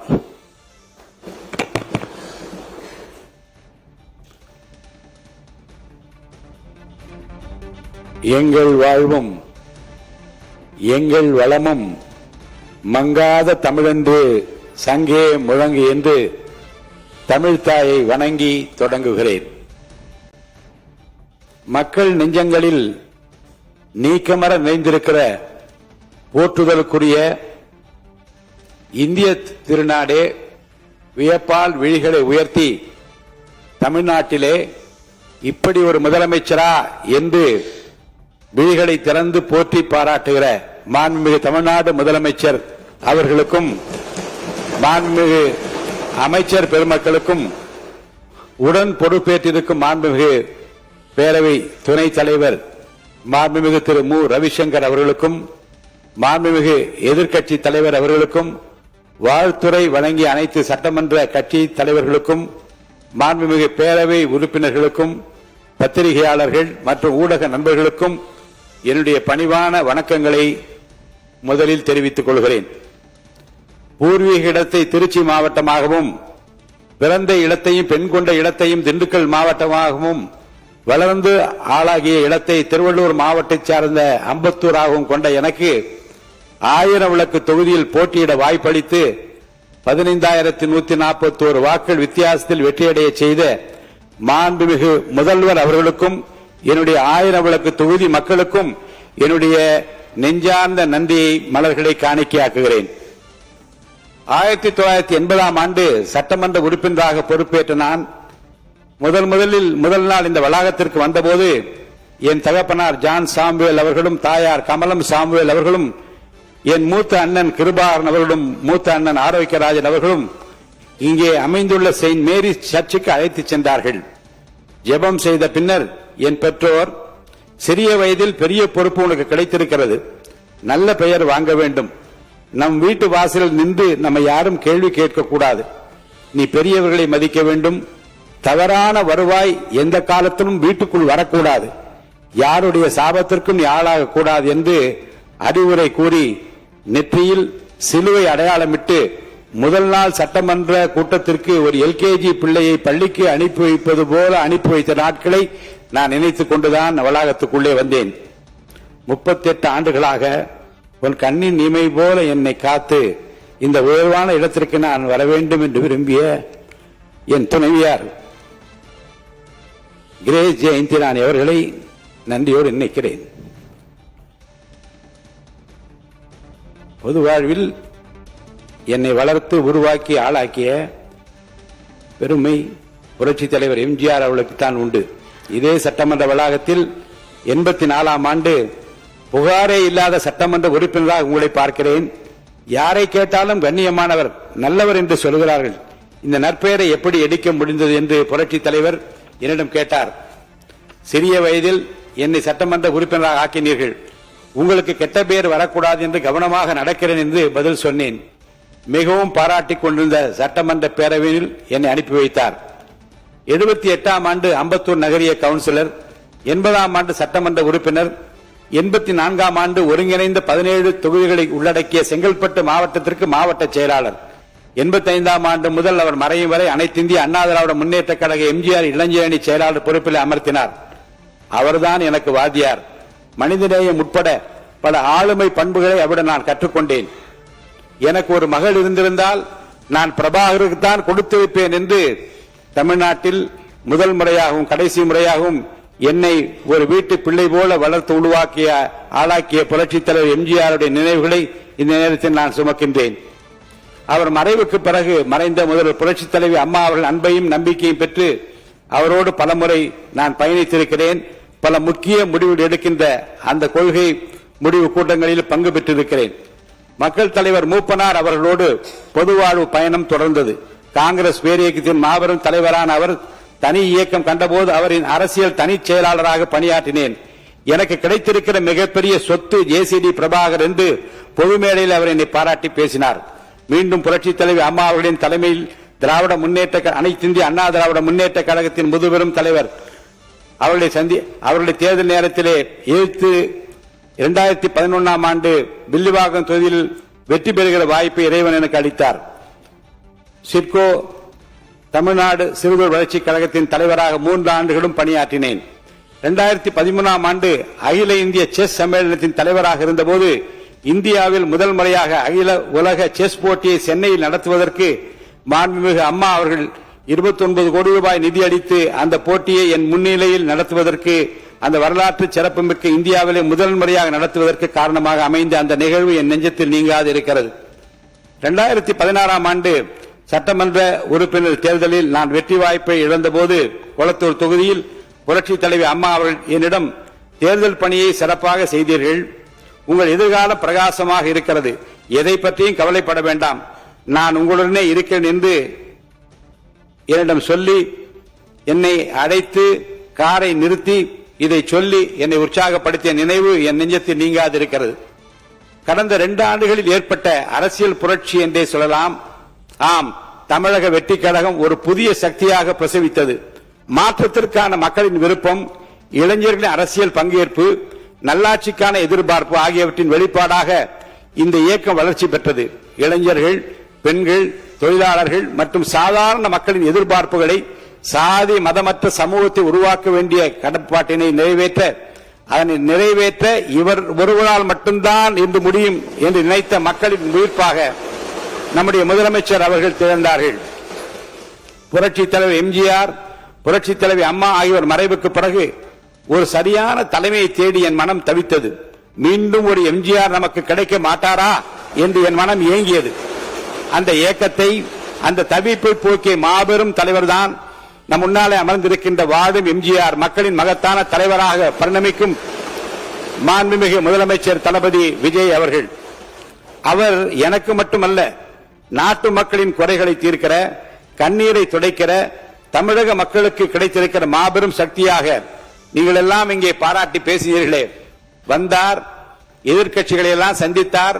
ஒரு புதிய கோணத்தில் அவர் காட்டியிருக்கிற அரசியல் பண்பு இன்றைக்கு எல்லோராலும் பாராட்ட பெறுகிறது என்று இந்த அவையிலே பாராட்டினீர்களே. இன்றைக்கு காலையிலேயே போதையில்லா தமிழகத்தை உருவாக்குவதில் நான் முனைப்போடு முன்னிற்கிறேன் என்று உலகத்திற்கு காட்டியிருக்கிறாரே. சரித்திர புகழ்மிக்க தலைவராக விளங்கும் நம்முடைய தலைவர் மாண்புமிகு முதலமைச்சர் அவர்களையும் இன்றைக்கு தமிழ்நாட்டு மக்கள் என்னை போல எம்ஜிஆராகத்தான் பார்க்கிறார்கள். எளிதில் வெல்ல முடியாத தொகுதி 1000 விளக்கு தொகுதி என்று கருதப்பட்ட நேரத்தில் என் மீது நம்பிக்கை வைத்து மாண்புமிகு முதல்வர் அவர்கள் போட்டியிட வைத்து நேரில் வந்து பிரச்சாரம் செய்தார்கள். அவர் வந்ததால் தான் நான் வென்றேன். அவருக்காகத்தான் மக்கள் வாக்களித்தார்கள். அவர்தான் முதலமைச்சராக வர வேண்டும் என்று எனக்கு வாக்களித்தார்கள். வாக்களித்த 1000 விளக்கு தொகுதி வாக்காளர் பெருமக்களுக்கு என் நெஞ்சார்ந்த நன்றியை மீண்டும் தெரிவித்துக் கொள்கிறேன். தமிழக வெற்றி கழக தொண்டர்களைப் போல கைமாறு கருதாமல் உழைக்கக்கூடிய, காசு பணம் கேட்காமல் உழைக்கக்கூடிய, வெட்டிவா என்றால் கட்டி வருகிற கட்டிடம் காளைகள் நிறைந்திருக்கிற ஒரு வெற்றி கழகமாக இந்த கழகம் உங்கள் தலைமையை ஏற்று தேர்தல் காலத்தில் அவர்கள் ஆற்றிய பணிகளை நான் உள்ளபடியே போற்ற கடமைப்பட்டிருக்கிறேன். இந்த நேரத்தில் நான் நன்றியும் தெரிவிக்க கடமைப்பட்டிருக்கிறேன். தமிழக அரசியல் வரலாற்றில் இந்த பொது தேர்தல் மாபெரும் பல உண்மைகளை நமக்கு எடுத்துரைக்கிறது. தாங்கள் விரும்புகிற தலைவர் முதலமைச்சராக வர வேண்டும் என்று மக்கள் விரும்பினால் தலைவர் வாய்ப்பளித்த வேட்பாளர்களை தாங்கள் விரும்புகிற தலைவரின் உருவாகவே நினைத்து சாதி, மதம், இனம், மொழி என பாராமல் வெற்றி பெற செய்வார்கள் தமிழக மக்கள். மாமன்ற உறுப்பினர்களே, அலை வீசியது. அது விஜய் அலை, அது வெற்றி அலை, அது விசில் அலை. காசு பணம் கொடுத்தால் ஓட்டு கிடைக்கும் என நினைத்து செயல்பட்டுக் கொண்டிருந்த காலத்தில் அவற்றையெல்லாம் புறந்தள்ளி மாசு மறுபற்ற ஒரு தலைவனுக்காக எந்த தியாகம் செய்ய தயாராக மக்கள் களத்தில் குதித்ததை பார்க்க முடிந்தது. கூட்டத்திற்கு வலுக்கட்டாயமாக ஆள் சேர்த்து அனைத்து கட்சிகளும் செயல்பட்ட நேரத்தில் எங்கள் நெஞ்சம் நிறைந்த தலைவரை பார்த்துவிட வேண்டும் என்று சொந்த காசை செலவழித்து ஓடோடி வந்த மக்கள் தான் இறைவன் எங்கள் தலைவருக்கு அளித்திருக்கிற மாபெரும் அருட்கொடை. சூழ்ச்சிகள், தந்திரங்கள், முட்டுக்கட்டைகள், தடைகள் ஏராளம். அவற்றையெல்லாம் தனி மனிதராக தாங்கிக் கொண்டு ஆர்ப்பாட்டம் செய்யாமல், அலப்பறை செய்யாமல், பயந்து ஒதுங்காமல் அமைதி வழி நின்று ஒரு அமைதி புரட்சியை புரட்சி தளபதி விஜய் அவர்கள் செய்து காட்டியிருக்கிறார்கள். ஆட்சியிலும் பங்கு, அதிகாரத்திலும் பங்கு என்ற அறைகோல் விடுத்தும் செவிசாயா நிலையில் இருந்த கட்சிகளின் எண்ணங்களையும் தொடர்ந்து சோர்ந்து போக செய்யும் வகையில் வந்த தேர்தல் கணிப்புகளையும் பொய்யாக்கி கூட்டணி இல்லாமல் தனி மனிதராக மக்களோடு மட்டும் கூட்டணி வைத்து ஒரு மாபெரும் வெற்றியை தமிழக வரலாற்றில் பெற்று காட்டிய பெருமை தளபதி முதலமைச்சர் அவர்களுக்கு மட்டும்தான் உண்டு. தளபதி முதல்வர் அவர்களிடம் நாடும் நாட்டு மக்களும் நிறைய எதிர்பார்க்கிறார்கள். அவர்களின் கலங்கரை விளக்கமாக எதிர்பார்க்கிறார்கள். உங்களால் மட்டும்தான் அவர்களை உயர்த்த முடியும். உங்களால் மட்டும்தான் அவர்களை உயர்த்த முடியும். தமிழ்நாட்டுக்கு மட்டுமல்ல, இந்திய துணை கண்டத்திற்கே தாங்கள் வழிகாட்டக்கூடிய நாள் நெருங்கிக் கொண்டிருக்கிறது. தமிழ்நாடு சட்டமன்ற பேரவை என்பது மக்களின் ஏகோபித்த குரல் ஒலிக்கும் உயரிய ஜனநாயக மன்றமாகும். சமூக நீதி, கல்வி வளர்ச்சி, மொழி உரிமை, மாநில முன்னேற்றம், தமிழகம் உயர்வடைய வகுக்கப்பட்ட பல திட்டங்களுக்கும் நிறைவேற்றப்பட்ட சட்டங்களுக்கும் அடிநாதமாக விளங்கியது. நிறைவேற்றப்பட்ட பல தீர்மானங்கள் வரலாற்றில் இடம்பெற செய்தது. இந்த மாமன்றம் எவ்வளவு பெரிய மனிதர்கள் இந்த அவையை அலங்கரித்துள்ளனர். ஆக்கப்பூர்வமான கருத்துக்களால் தமிழகத்தை உயர்வடைய செய்துள்ளனர். இந்த அவைக்குள்ளே இருப்பதே மிகப்பெரிய பெருமை. அந்த பெருமையை பெற்ற பலரில் நானும் ஒருவரானேன் உங்களாலே. இன்றைக்கும் என் அரசியல் வாழ்வில் பெரும் வைரக்கல்லாக மாண்புமிகு முதலமைச்சர் அவர்கள் இந்த பொறுப்பை எனக்கு வழங்கியிருக்கிறார்கள். எவ்வளவு பெரிய பதவி. நான் சிறியவன், உண்மையிலேயே கண்ணீர் வருகிறது. மிகப்பெரிய கௌரவத்தை எனக்கு வழங்கி நம்முடைய தலைவர் அவர்கள், முதலமைச்சர் அவர்கள் என்னை சிறப்பித்திருக்கிறார்கள். மாண்புமிகு முதலமைச்சர் அவர்களுக்கும் ஒரு மனதாக என்னை தேர்வு செய்து எனக்கு வாழ்த்துறை வழங்கிய அனைவருக்கும் என்னுடைய மனமார்ந்த நன்றியை தெரிவித்துக் கொள்கிறேன். மிகப்பெரிய கௌரவத்தை பெற்றுள்ள இந்த மகிழ்ச்சிகரமான தருணத்தில் எனக்கு உறுதுணையாக நின்ற குடும்பத்தார் அனைவருக்கும் என்னுடைய நெஞ்சார்ந்த நன்றியும், நண்பர்களுக்கும் நன்றியும் தெரிவித்துக் கொள்கிறேன். இந்த உயரிய பொறுப்பு வெறும் பதவி அல்ல, ஜனநாயகத்தின் மாண்பையும் மக்களின் நம்பிக்கையையும் பாதுகாக்கும் அரசியலமைப்பு செயல்பாட்டுக்கு பொறுப்பாகும். இந்த நாற்காலில் அமர்ந்த பின் நான் எந்த கட்சிக்கும் சார்பில்லாமல் முழு அவையின் தலைவராக செயல்படுவேன். ஆளும் தரப்பிற்கும் எதிர்க்கட்சிக்கும் சம வாய்ப்பும் உரிமையும் வழங்கப்படும். எதிர்கருத்துகளும் ஜனநாயகத்தில் வலிமை என்பதை மனதில் கொண்டு தரமான விவாதங்களுக்கு நான் ஊக்கமளிப்பேன்.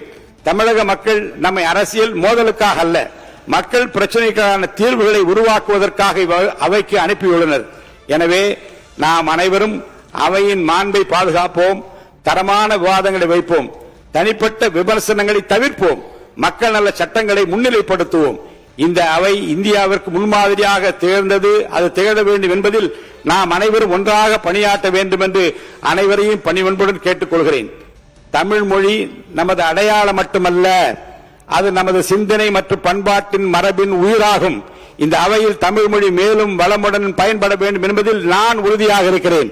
சொல்லுக சொல்லை பிரிதோர் சொல், அச்சொல்லை வெல்லுஞ்சொல் இன்மை அறிந்து என்று திருவள்ளுவரின் வாக்கிற்கிணங்க இந்த அவையில் பேசப்படும் ஒவ்வொரு சொல்லும் மக்களுக்கு பயனளிக்கும் உயரிய சொல்லாக அமைதல் வேண்டும். அந்த வகையில் மாண்புமிகு உறுப்பினர் அனைவரும் செயல்பட வேண்டும் என்று நான் உங்களை வேண்டி கேட்டுக் கொள்கிறேன். காகிதமில்லா சட்டமன்ற நடைமுறைகள், டிஜிட்டல் தகவல் பரிமாற்றம் மற்றும் தொழில்நுட்ப வசதிகள் மூலம் தமிழ்நாடு சட்டமன்றம் இந்தியாவில் தொழில்நுட்பத்திலும் முன்னணி சட்டமன்றமாக திகழ வேண்டும். நீண்ட அனுபவமிக்க நம்முடைய பேரவை முதன்மை செயலாளர் உள்ளிட்ட சட்டமன்ற செயலக அதிகாரிகள் மற்றும் பணியாளர்கள் இந்த அவையின் செயல்பாடுகளுக்கு வலுவான ஆதாரமாக தொடர்ந்து செயல்படுவார் என்று நான் உறுதியாக நம்புகிறேன். சட்டமன்ற நடவடிக்கைகளை மக்களிடம் கொண்டு சேர்க்கும் ஊடகங்களின் பங்களிப்பும் பாராட்டத்தக்க வகையில் அமையும் என என்னுடைய விருப்பத்தை தெரிவித்து, இந்த அவையின் உண்மையான எஜமானர்கள் மக்கள்தான். கிராமம் முதல் மாநகரம் வரை, விவசாயி முதல் தொழிலதிபர் வரை, இளையோர் முதல் முதியோர் வரை அனைத்து தரப்பினரின் நலனும் இந்த அவையின் சிந்தையாக அமைதல் வேண்டும்.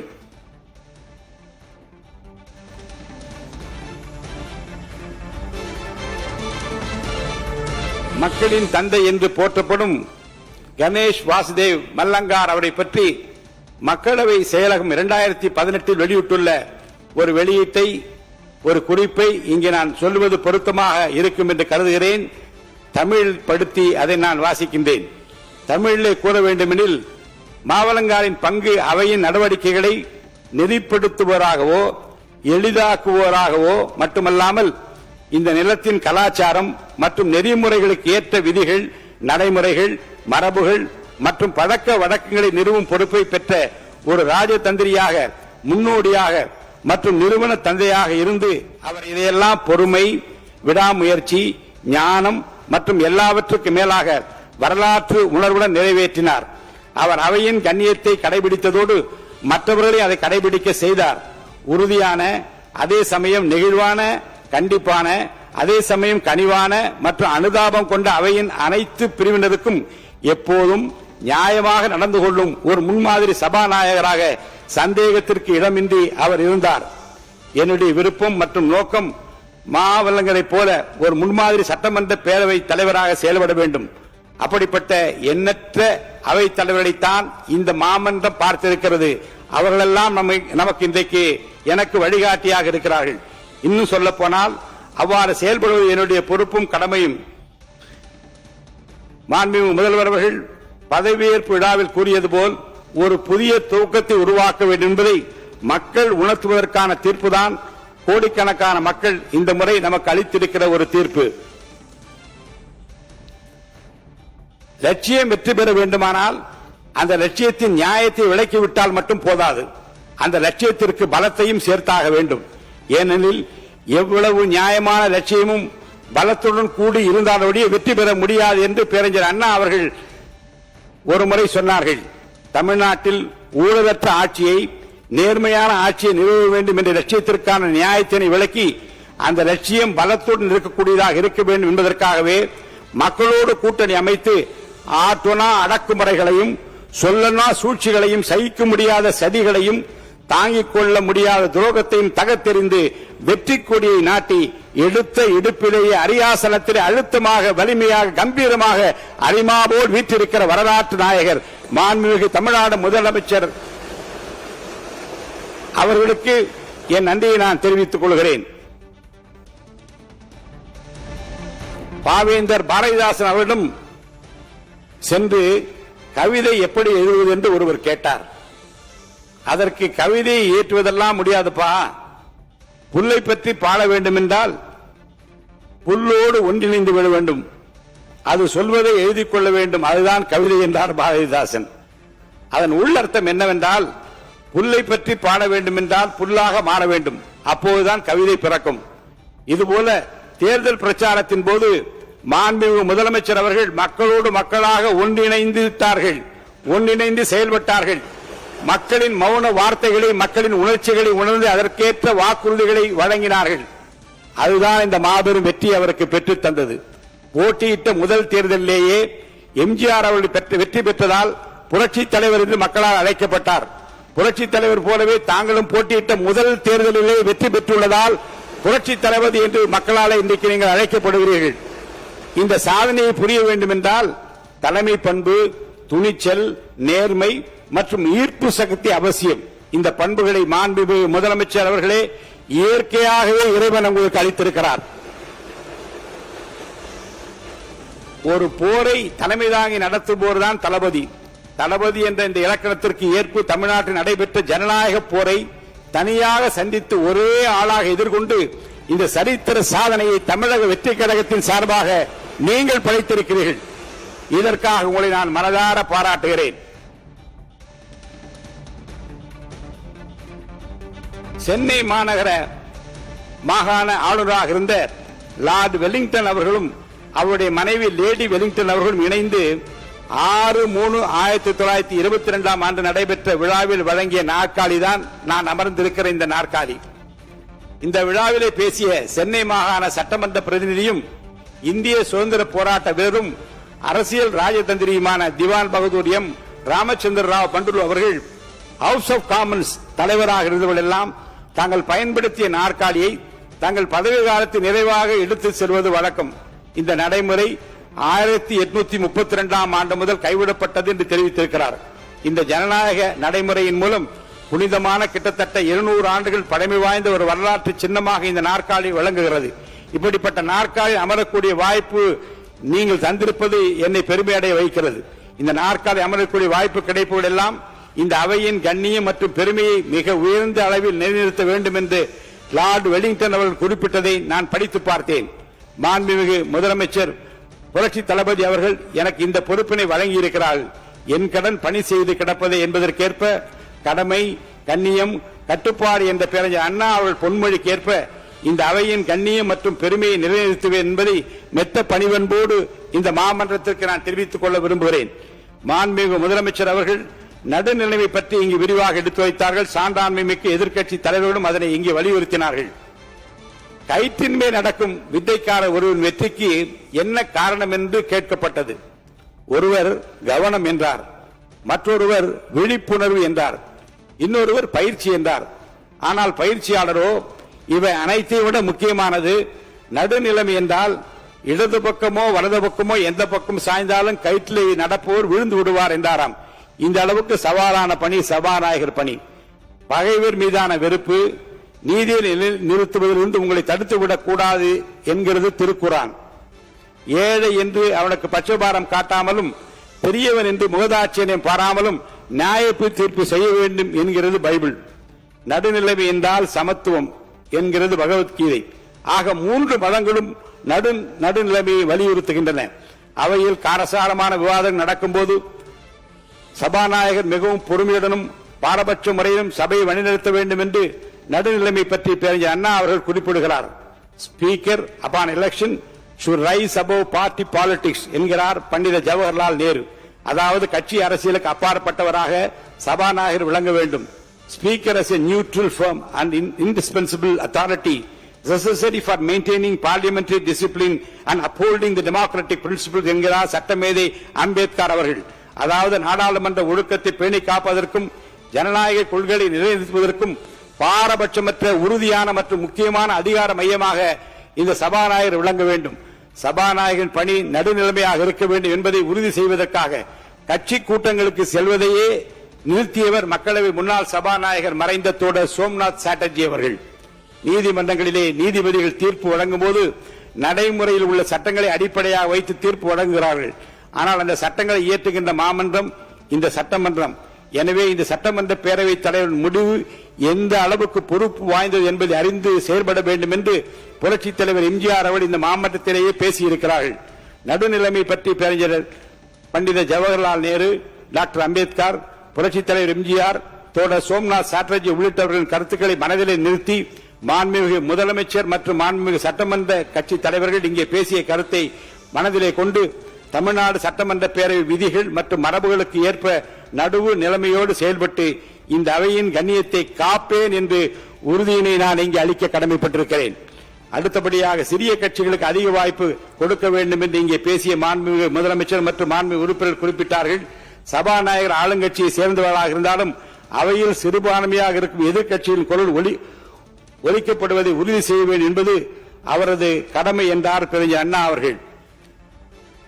கேரளாவில் ஒரு திருமண விழாவில் ஒரு யானையை கோயில் பிரகாரத்தில் அழைத்து வரும்போது அந்த யானைக்கு இடப்பட்டிருந்த ஒரு பணி கொடிக்கம்பத்தை தூக்கி இங்கே நிறுத்த வேண்டும் என்பது. ஆனால் அந்த யானை கொடிக்கம்பத்திற்கு அருகிலே வந்ததும் கம்பத்தை தூக்கி நிறுத்தாமல் நின்று விட்டது, மறுத்து விட்டது. என்ன காரணம் என்று ஆராய்ந்தார்கள். எந்த கொடி கம்பத்தை எந்த குழியில் நாட்ட வேண்டுமோ அந்த குழிக்குள் ஒரு சிறிய பூனை உட்கார்ந்திருந்தது. அந்த கம்பத்தை நாட்டினால் அந்த பூனையின் உடல் நசுங்கிவிடும் என்பதற்காக அந்த யானை பூனைக்காக பறிந்து அந்த கம்பத்தை நாட்டவில்லை என்று பேரறிஞர் அண்ணா அவர்கள் கூறியது நினைவுக்கு வருகிறது. அதாவது இந்த அளவில் எதிர்க்கட்சியினையும் சிறிய கட்சிகளையும் ஆளுங்கட்சி நடத்த வேண்டும் என்பது இதன் உள்ளர்த்தமாகும். பேரறிஞர் அண்ணா அவர்கள் ஓமைக்கு ஏற்ப எதிர்க்கட்சி, சிறிய கட்சி மற்றும் சுயேட்சை உறுப்பினர் உரிமைகள் காக்கப்படும் என்பதை நான் இங்கே தெரிவித்துக் கொள்ள கடமைப்பட்டிருக்கிறேன். அதே சமயத்தில் அரசியல் சொல்லி தெரிந்து கொள்வது ஒன்றுமில்லை, எண்ணித்தான் தெரிந்து கொள்ள வேண்டும் என்று பேரறிஞர் அண்ணா அவர்கள் இதே அவையில் சொன்னதை நான் எடுத்துக் கூறவும் கடமைப்பட்டிருக்கிறேன். இந்த எண்ணிக்கை தமிழக வெற்றி கழகத்திலும் மிகுதியாக இருக்கிறது, மிக மிகுதியாக இருக்கிறது, இன்னும் மிகுதியாக ஆகும் என் நம்பிக்கையோடு சொல்கிறேன். எனவே இந்த எண்ணிக்கை பலத்தை நான் கருத்தில் கொள்ள வேண்டும். இதுதான் ஜனநாயகம்.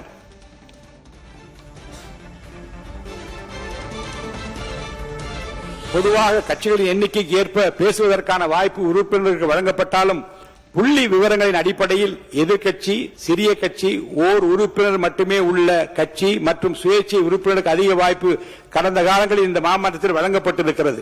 இந்த மரபு நிச்சயம் காக்கப்படும் என்ற உத்தரவாதத்தை நான் இங்கே அளிக்க கடமைப்பட்டிருக்கிறேன். இந்த மாமன்றத்தை சிறப்பாக நடத்தி செல்ல வேண்டும் என்றால் அதற்கு மாண்புமிகு உறுப்பினராய் உங்களுடைய ஒத்துழைப்பு மிகவும் அவசியம். எனவே இந்த அவை சீரோடும் சிறப்போடும் நடைபெற மாமன்ற உறுப்பினர்கள் தங்களது ஒத்துழைப்பை நல்க வேண்டும் என்று கேட்டுக்கொண்டு மீண்டும் ஒருமுறை அனைவருக்கும் என்னுடைய நெஞ்சார்ந்த நன்றியை நான் தெரிவித்துக் கொள்கிறேன். நான் வளர்கிற போதே என் உள்ளத்தில் ஏற்றுக்கொண்டது 3 தான். ஆராய்ந்து முடியாத பெரிய காரியங்களையும் எண்ணி முடியாத அதிசயங்கள் அவர் செய்கிறார். உனக்கு செய்யத்தக்க திராணி இருக்கிற போது செய்யத்தக்கவர்களுக்கு செய்யாமல் இராதே.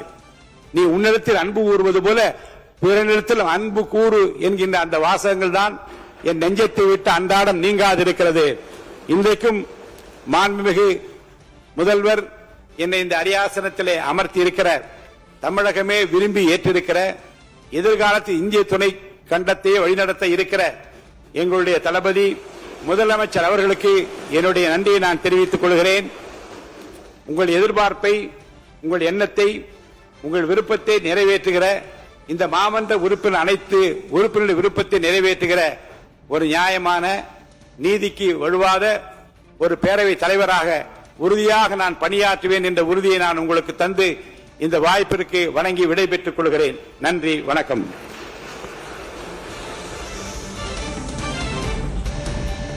பேரவையின் இன்றைய நிகழ்ச்சிகள் இத்துடன் முடிவுற்றன.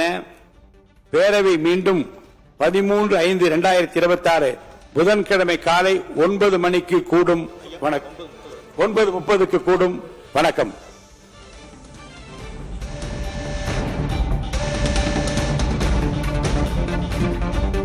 தமிழ்நாடு சட்டமன்றத்தில் முதலமைச்சர், எதிர்க்கட்சித் தலைவர், சபாநாயகர் ஆகியோர் உரையாற்றியிருக்கிறார்கள். முதலமைச்சருக்கு நன்றி தெரிவித்தவரை புகழ்ந்துரைத்து பேசியுள்ளார் சபாநாயகர். அவையின் கண்ணியம் காக்க அனைவரும் ஒன்றிணைந்து செயல்படுவோம், அனைவர் நலனும் அவையின் சிந்தையில் இருக்க வேண்டும், மக்கள்தான் நமக்கு எஜமானர்கள் என்று சபாநாயகர் பேசியிருக்கிறார். நாளை சட்டப்பேரவை மீண்டும் காலை 9:30 மணி அளவில் கூடும் என்றிருக்கிறார்.